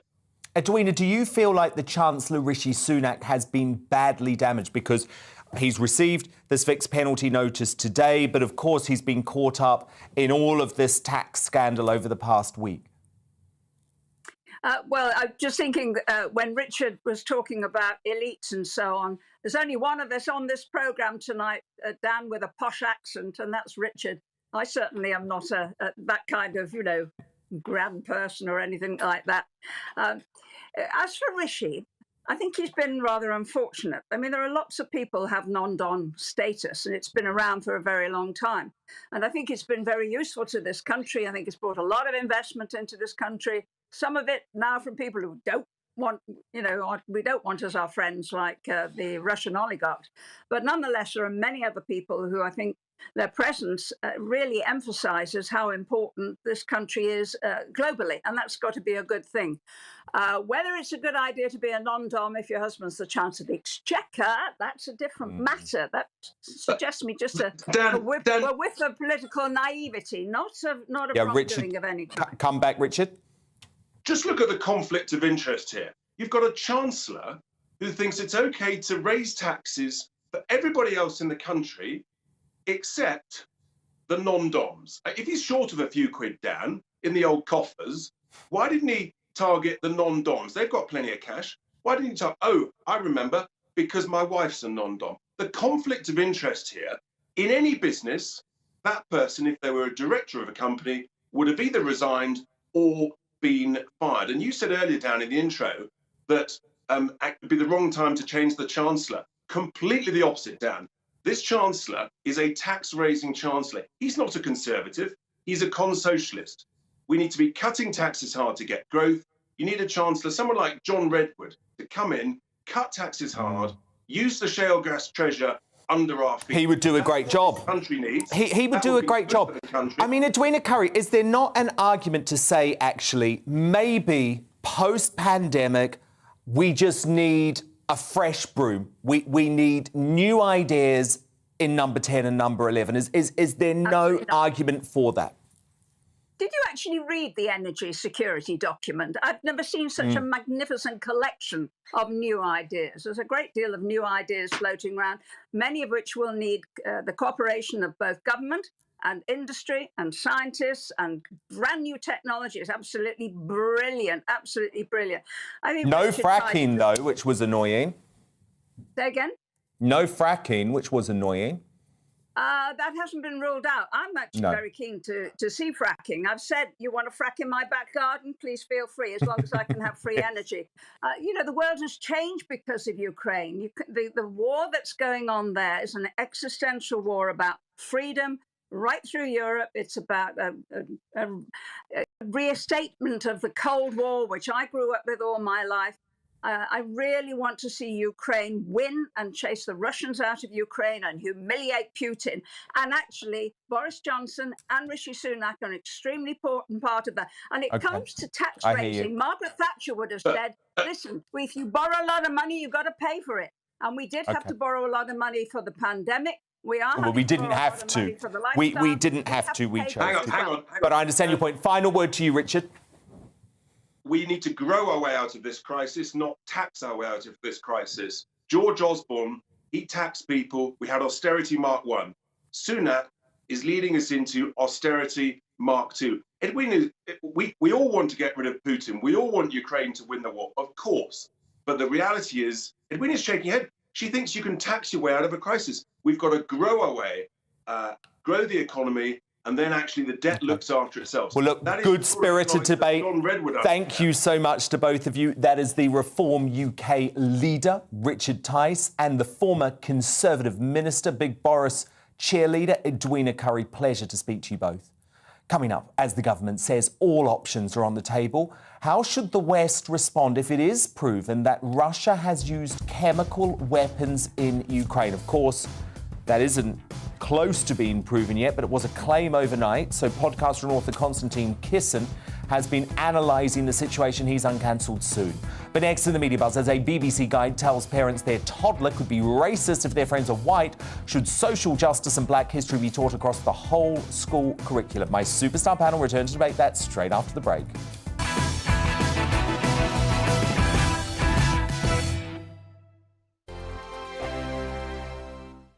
Hello, I'm Michelle Dewberry, and you can join me every weekday 6 till 7 on Jubes and Kerr. Me and my panel will get stuck right into the day's events, and I can tell you, in fact, I can warn you, expect some robust debates, some strong opinions and perspectives from both sides of the fence. It's about you at home as well. I love to read out all of your comments, or at least as many as I can. So join me, Michelle Dewberry, Monday to Friday, 6 till 7 on Jubes and Kerr. On radio, they call it the drive time slot, 4 p.m. until 6 p.m. as listeners head home. It's that part of the schedule when the dust of the day's events begin to clarify, and we try to make sense of it for you. Brazier is drive time for radio and TV. It's fast, it's punchy, it's opinionated, there's a Brazier angle and a little bit of levity. That's the question. That's two questions, actually. That's Brazier, Monday to Thursday, 4 till 6 on GB News. Hello, I'm Patrick Christie's. And I'm Mercy Moroki. Make sure that you join us Monday to Thursday, 10 a.m. until midday, right here on GB News for To The Point. We're not afraid to talk about the topics that matter to you, or the big topics that always matter. We cover absolutely everything, from the breaking political stories of the day to law and order, what's going on in the channel. We're not afraid to hold people to account. We always make sure we include your views on our show. Indeed, if you're thinking it, you can guarantee that we're saying it. So make sure you join the conversation with us, 10 a.m. until midday, Monday to Thursday for To The Point on GB News. I'm Dan Wootton. Join me Monday to Thursday from 9 to 11 for the feistiest and most fun news debate on TV, where free speech reigns. I'll bring you a sharp take on the day's biggest stories, bombshell newsmaker interviews, and A-list guests. And I guarantee you, no spin, no bias, no censorship, and no reason to go to bed. That's Dan Wootton tonight, Monday to Thursdays from 9 on GBNews.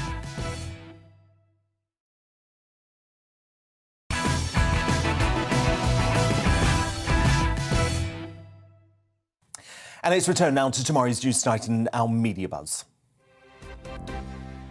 Lots of fascinating front pages just in. The Daily Telegraph, the current Prime Minister's former newspaper, leads with his apology for Partygate, quoting Boris saying people have the right to expect better.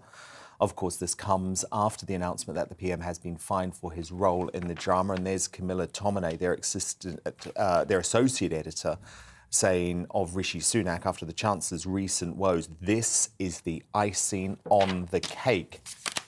The Guardian, well, I mean, this is just a dream story for them, isn't it? The PM, I broke my own law, but I refuse to go, their headline. The Eye reports that Boris faces further fines from the Met Police as their investigation into lockdown events continues. Oh, goody, we'll have more of these revelations. Great. A poll for the paper reveals 57% of people think the PM should resign and claims Tory MPs want to avoid a no-confidence vote amid the Ukraine war, quite rightly. Oh, the Daily Mirror. Oh, does anyone read the Daily Mirror anymore? Scathing, as you'd expect, led by liars and lawbreakers, they say. The Sun strikes a bit of a different tone, actually. I'm sorry, but I have work to do, they say, as Bojo vows to get on with the job of tackling Putin and the energy crisis despite today's fine. And praise be for the Daily Mail. They've brought a bit of reason to the Partygate hysteria, very similar to what I was saying in my digest at the top of the show, actually. Boris was there for 9 minutes, they say. Carrie, less than 5. The birthday cake never left its Tupperware box. And last night, the PM rightly apologised as the left howls for resignations over Met's £50 fines. Don't they know there's a war on? Indeed. My thoughts exactly. More on the media buzz now, though, with tonight's superstar panel. Let me bring them in. The former editor, current columnist at the Daily Star, Dawn Neeson, the Conservative commentator, Calvin Robinson, and the author and entrepreneur, Angelica Mallon. If you're a parent, I'm sure you have many concerns about your child's friends. You know, are they a good influence? Are they leaving them out? Are they too white? For most of you, I'm sure that last one hasn't actually crossed your mind. But according to the wokezillas at the BBC, it should, because if your child's circle isn't diverse enough, they might be racist.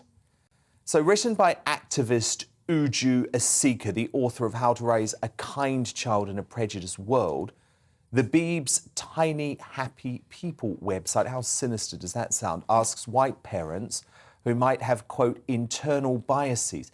Did your family express negative thoughts about foreigners and immigrants? What is your social circle like today? Does your child have black or brown friends over for play dates? Could you be doing more? The guide, which was drawn up in the wake of the Black Lives Matter movement, also suggests children begin unconsciously excluding those who are less like them by age 2, and claims that babies as young as 3 months old are capable of telling the difference between races. Teachers are also coming under renewed pressure to teach about racial bias in the classroom, with the country's largest union demanding that social justice becomes a key feature of our children's education. Flouting government mandates for political impartiality in the classroom, the National Education Union plans to issue its own guidance to its 500,000 members for Black history to be embedded across the entire curriculum, arguing this is the only way to present a balanced view of imperialism, colonialism, and racism. So Calvin, in a former life, you were an assistant head. I was. Right? So there's two issues here. Let's kickstart with the education side of things. Does it need to be embedded in the curriculum? Yeah, because there are clearly too many racist toddlers. It's a nonsense. No, it doesn't need to. Racist 3 months old, according to the BBC. It's bizarre because what they're doing is they're separating kids out into white kids versus non-white kids. That is divisive by its very nature. So that's the very definition of racism. Of course it is. Kids don't see race in that way until we introduce it to them. And I didn't think we were meant to be doing critical race theory. We should not be teaching critical race theory as fact in schools. That is illegal. You shouldn't even be using it in schools. I mean, unless it's a debate to suggest how some people believe in it and some people don't.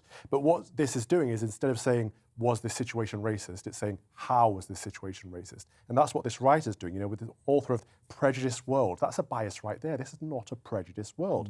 So I've got an article on this in tomorrow's Telegraph, actually, because the BBC, in their remit, they should be bringing people together and helping to... Oh, look, there it is. There you are. ...cohesion and well-being. And they're not doing that. They're dividing people.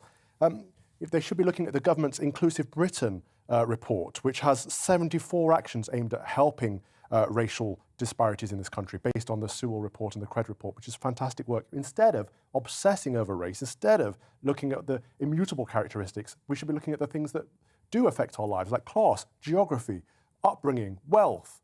It's absolute nonsense to be looking at the world through a racial lens and saying that's a problem, there's racism, where it doesn't exist. Angelica, do you think it's right for this to be included? I don't think we're obsessing over race here. And I think it's really easy. Really? Could have fooled me. Suggesting that toddlers could be racist. Well, I think that's obviously quite an inflammatory way of saying it, but I think having diverse friendship groups is really important. Understanding each other is really important, and doing that from a young age, I don't think there's any harm in that.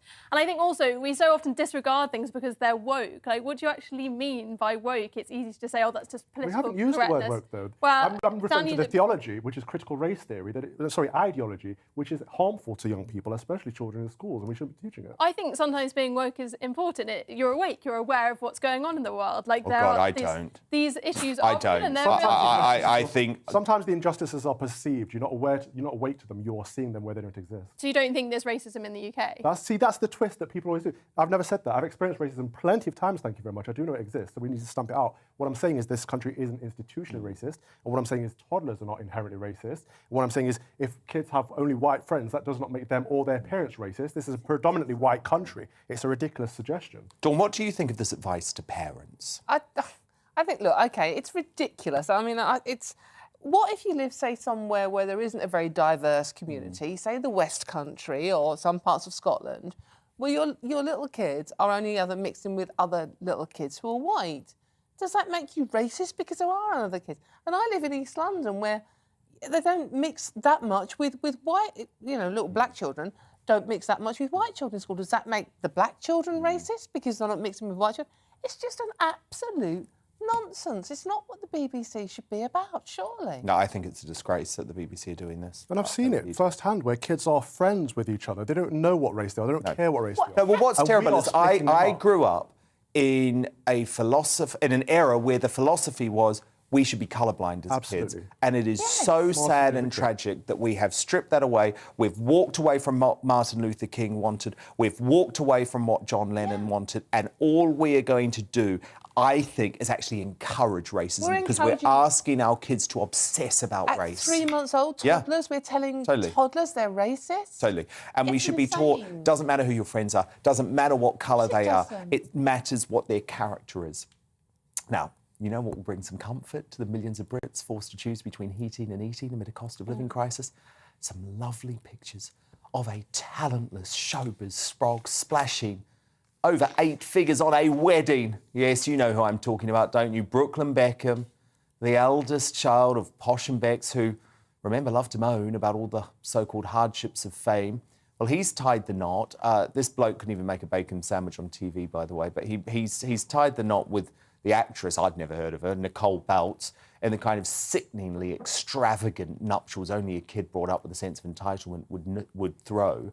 We're talking 3 days of celebration, 500 guests, including Gordon Ramsay, Eva Longoria and Venus Williams, a Valentino bridal gown, a £500,000 Jaguar as a wedding present from Bex, and a final bill estimated at up to £15 million. Oh, and an issue of Snob's Bible Vogue dedicated to covering the event. Now, like all marriages, I wish the Peltz Beckhams, as they'll now be known, that's a woke thing. That's a woke thing, Angelica. Having the husband taking the wife's name in a double-barreled thing, that's very woke. But I do wish them a long and happy union. And Brooklyn does seem nice enough, just a little bit dim. But I've written a column about this for the Man Online, and it has gone viral all around the world.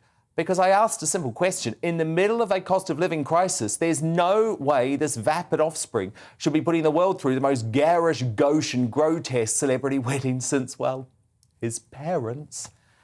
And Dawn Neeson, you want to take me on this. So go. You've been looking forward to this. Let's fight. I profoundly disagree with you on this. Look, OK, I don't give a monkeys about Brooklyn Beckham or whatever her name is.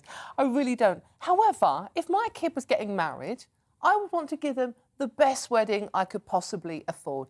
And that is all these two families have done. But why are they shoving it down our throats? Don't read it. Don't look at the pictures. It's been impossible to avoid. No, are you kidding me? No, don't. It's been on every website in the world, on every newspaper front page. Mean. Look, I think it's ridiculous, extravagant waste of money. However, it is their right to do so. Those families want to give their kids a good marriage and they've got the money. I don't begrudge them spending it at all. Up to £15 million So for a what? wedding. I'm with Dawn on this, how they choose to spend their money as their business. I would actually say that it hasn't been everywhere. Like, the wedding guests weren't allowed to put it on social media. Only Vogue had the exclusive. It could have been a lot more public than I think it actually has been. Oh, my God, I have not been able to avoid this wedding. Dan, it's really I mean. don't think it was that grotesque. If you waited until... It was completely grotesque. We're in the middle of a cost of living crisis. And the point is, these people, and this is the fundamental point for me, Calvin, these people have done nothing of any note in their own life. What? Well, so what? Go and have a private wedding, Dawn, like everyone else does. But the point is, their parents are trying to force these talentless no-hopers on us. Calvin, do you understand what I mean? I do. These are not celebrities. You know, Brooklyn Beckham, literally, he gets all of his work through his parents, and he went on American television to try and make a bacon sandwich. I'm actually not making this up. I've played it on the show before. Went on American television to make a bacon sandwich and failed to do so. I feel sorry for the boy, but I'm sorry, he's not a celebrity. But Dan, he's an incredibly talented photographer. You're forgetting that. Oh, my God, don't get me started. He's the entitled child of celebrities. Yeah. And he's throwing this grotesque party in a time when normal people are deciding whether to buy food or to heat their homes. Hold on. It's not something that people want shoved in their So if you waited until the world was perfect, no, just do it everyone was private and really quiet. happy. You don't have to have a big bash that is world. Spend as much money as you want, but they wanted us to know about it. They sold or did a deal for their wedding to be in Vogue magazine. We've had to read about all of the nonsense that went on. Well, no, and that's why I wrote my column. The guests to donate to CARE, where a lot of the funds went to Ukraine. Oh, and that's an incredible opportunity for fundraising. Think how many celebrities are in the room. And David Beckham gave £1 million to UNICEF in March. Good on me. They He do a lot he of also philanthropy. gave his kid a £500,000 wedding gift. Do you know what? It's gross. And the Beckhams are gross because they want their children to be celebrities. And you know what? It's actually so sick because if you are a celebrity and you know all of the downsides of fame, you shouldn't want your kids to go into that world, especially not, and I'm not saying this horribly, but especially not if they don't have any discernible talent. Brooklyn Beckham should go and get an ordinary job, should go and work, but instead we are subjected to this idea that simply because he's David Beckham's son, he's got to be famous and we have to know about him. Well, I only want to know about people who are talented. Brooklyn Beckham, go and get a real job and stop putting us through your awful lifestyle. Well, you cared enough to write a column about it, Dan Wootton. Well, I did, and hundreds of thousands of people have read it all over the world because people weren't invited? Oh, God. Do you know what? I could not think of anything worse than being in a room with those vapid, talentless, soul-destroying folk, apart from the Spice Girls, by the way, who I do love, but the Spice Girls are better off without. You know who did it right? Apparently we've got this bacon sandwich, by the way. So this is when Brooklyn Beckham tried to make bacon sandwich on television. And he literally couldn't do it. You can't make a bacon sandwich. No, I know, but Dawn, you wouldn't. Oh, I mean, bless him. Well, they bless him. have This is actually making me feel sorry for him now. They But have it's... a kind of pseudo-Jewish wedding, so that might explain the bacon sandwich. Yeah, there you go. OK. Ooh. Enough is enough. All right. Enough is enough. That's too much better. From the Golden Fool. Dawn Neeson, Calvin Ronston, Angelica Vallon. Do stand by because coming up, the crowning moment of the show, I hope someone's nominated the Beckhams. Our greatest Briton and Union Jackass will be revealed. But first, how should the West respond if it's proven Russia has used chemical weapons in Ukraine? Of course, we don't know if they have, but that has been a claim made overnight. The podcaster and author Konstantin Kisin is uncancelled next. Then, actually, before we do that, let's take a quick look at what's coming up in tomorrow's show. Coming up on Dan Wootton tonight, what impact did lockdown have on those battling eating disorders? The mother of TV favourite Nikki Graham believes isolation was the final blow in the tragic star's lifelong struggle. She'll give evidence in my lockdown inquiry 1 year after Nikki's passing. Plus, it's a night of big opinion as US superstar journalist Megyn Kelly and columnist extraordinaire Rod Liddell give their take on the day's headlines. And I'll be joined all night by my superstar panel. Top Daily Mail columnist Amanda Platel, entrepreneur and activist Adam Brooks, and royal and political commentator Daisy McAndrew. That's Dan Wootton tonight, 9 p.m. till 11 p.m, Monday to Thursday, right here on GB News. But it's time now for Uncancelled. And this is where Britain's top commentators speak out on controversial issues without the fear of the cancel culture sweeping the rest of the media. And breaking tonight, a senior US defence official has said that the United States cannot confirm the use of chemical agents in Ukraine's port city of Mariupol. Ukraine Deputy Defence Minister Hanna Maliar made the comments following reports yesterday that Russia had dropped an unknown poisonous substance on the city, leading to some of the defenders suffering from breathing issues. Now, experts have expressed scepticism that the available evidence points towards a chemical weapons attack, with Elliot Higgins, the founder of the Bellingcat Investigative Journalism Agency, saying the symptoms described and witness accounts are inconsistent with any nerve agent I'm familiar with no reports of pupil constriction or dilation convulsions. But if fears are founded, the UK has already set out its hardline response, with Armed Forces Minister James Heappey saying this. All options are on the table, and there's a value in being ambiguous, because I don't think what you want to do is to say to Vladimir Putin that the consequence of using nuclear weapons is exactly this, and so therefore he gets to make a judgment about whether or not it's worth using them. Meanwhile, Foreign Secretary Liz Truss tweeted that they are working to verify the attack, but any use of such weapons would be a callous escalation in this conflict, and we will hold Putin and his regime to account. Well, the West will have to carefully measure its response and be certain about these claims. Russia has recently expressed nervousness about the United States and NATO's influence in Eastern Europe and America's so-called quest for world domination. So Konstantin Kisin has been looking into all of this closely. Konstantin, I know we don't have confirmation of the use of chemical weapons, but if it does emerge that they have been used, how do you think we should respond? Well, Dan, before we get into that, we should perhaps inform our viewers and listeners of where this claim is coming from. It's not only not confirmed. The reason that there was some suggestion this may have happened is not only that people were experiencing some sort of symptoms, but actually an official with one of these breakaway republics in the east of Ukraine, which is very close to the city of Mariupol, actually said that these Ukrainian defenders were holed up in a steel plant, which has lots of basement levels, is very well reinforced, full of concrete, etc. And he said perhaps we should just leave them to the chemical team. That's where the concern came from. But as you say, there's so far no real evidence that this has happened. Now, as to your question, if it turns out that Russia does eventually or has used chemical weapons, what should the West do?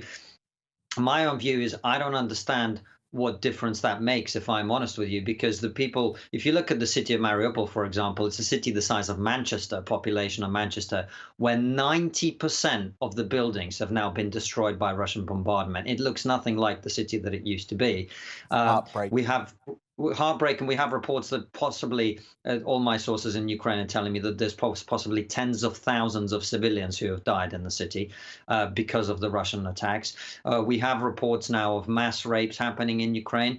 I just listened before I came on air to an intercepted phone call between a Russian soldier and his wife in Russia, in which she encourages him to rape Ukrainian women. It says just use protection. So this is what's happening in Ukraine. Now, are we saying that being killed by a chemical weapon is somehow more bad than being killed by Russian bombardment or starved to death in Mariupol?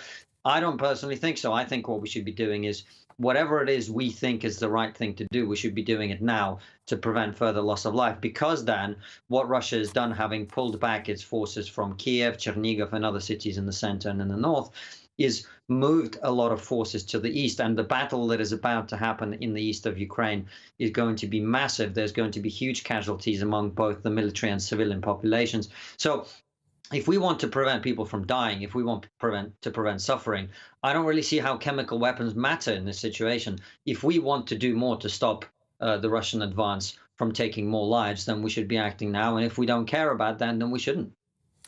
Konstantin, you're obviously of Russian heritage. You've looked closely over the years about the government messaging. So I believe you thought it was quite significant, this change of language over the past few days in relation to the US and NATO. Can you analyse for us what's going on there?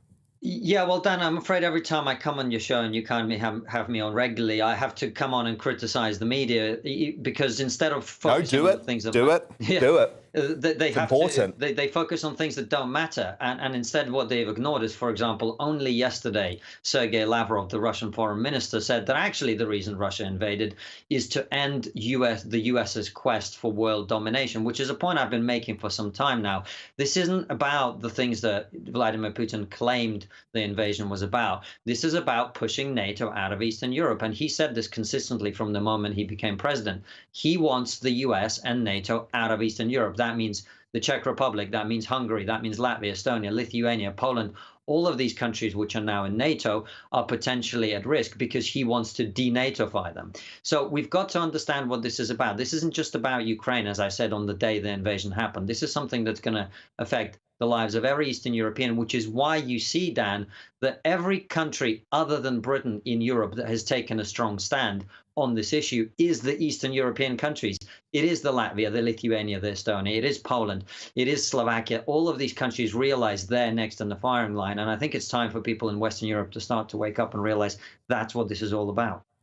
Very powerful message, Konstantin. Thank you so much. And of course, you can always criticise the media on this show, and it's very much worth subscribing to your Trigonometry podcast to get many more of your insights. Konstantin Kisin will speak very soon. Thank you so much. But time now to reveal today's greatest Briton and Union Jackass. My superstar panel are back. Dawn Neeson, who's your greatest Brit nomination? First time for the amazing lunch she threw for a bunch of feminists to discuss women's rights, mainly from the Respect My Sex, If You Want My Ex, women who are campaigning. And we've got them on the show on Thursday night, actually. Brilliant. I cannot wait for that. Calvin Robinson, your nominee. My honorary nominee is Marine Le Pen because she's had an impressive election. She's anti-WEF, she's anti-Macron, and she's pro-Frexit, and she's shaking things up over there. And Angelica, your first nominee for Greatest Britain. Who is it? Well, she's not British, but it's Brittany. She's sort of British. She's got Brit in her name. And do you know what? You're going to win. You're going to win for that because I am a huge Britney Spears fan. Of course, she is pregnant. And you know what? This is a woman, and a lot of people criticise her, but I love the way that she's taking back control of her life. She doesn't give a damn what people think about her. She shared her pregnancy with the world very quickly, and I have bought into it. Love her. Union Jackass time. Dawn Neeson, your nominee. BBC for saying that toddlers are racist for not having friends who happen to be a different skin colour to them. Calvin Robinson, your nominee. Rishi Sunak for his week of scandal. Well, it's interesting, actually. I've got a little bit of breaking news on this. The Times reporting in the past few minutes that Rishi actually wrote his resignation letter after his Partygate fine today, but eventually settled on an apology. But it doesn't necessarily look like he will be here for the long term, given how close he missed the honourable time to resign from going. And Angelica, your Union Jackass nomination. It's obviously Boris Johnson. Obviously, what do you mean? Sorry, trying to have his cake and eat it. Literally. Quite literally. Well, look, I'm not going for Rishi or Boris. You won't be surprised to know, given my position on all of this, but I am absolutely going for the BBC. I thought it was a complete disgrace that they are stoking racism in that way by implying that toddlers can be racist based on the colour of their friends. It's just so wrong. But thank you so much, Angelica Mallon. Have you enjoyed your first night? I have. It's been quite the experience. Well, we're going to see you again in a couple of weeks. Thank you so much, too, to Calvin Robinson and Dawn Neeson, back from holiday with a broken shoulder, but battling on. Thank you so much for your company today. Of course, it's the very busy news week, so I'm back again tomorrow from 9 p.m. Don't miss it. Headliners is next. Good night. Hello again, I'm Aidan McGivern from the Met Office. Warmer and brighter weather is on the way for the Easter weekend, but for the next 24 hours we'll see further outbreaks of rain moving north before clearing, showers breaking out elsewhere and a lot of cloud, particularly overnight. At the moment, low pressure sits to the southwest of the UK. That's been drawing up some warm weather across southern parts of the country, but also bands of rain, and there's one band in particular that is going to persist across much of Scotland, Northern Ireland, parts of northern England overnight, whilst showers continue for western England as well as Wales. Elsewhere, some clear spells and mostly dry towards the east of England, the far northwest of Scotland, but whether you've got the cloud or the clear spells, it's going to be a frost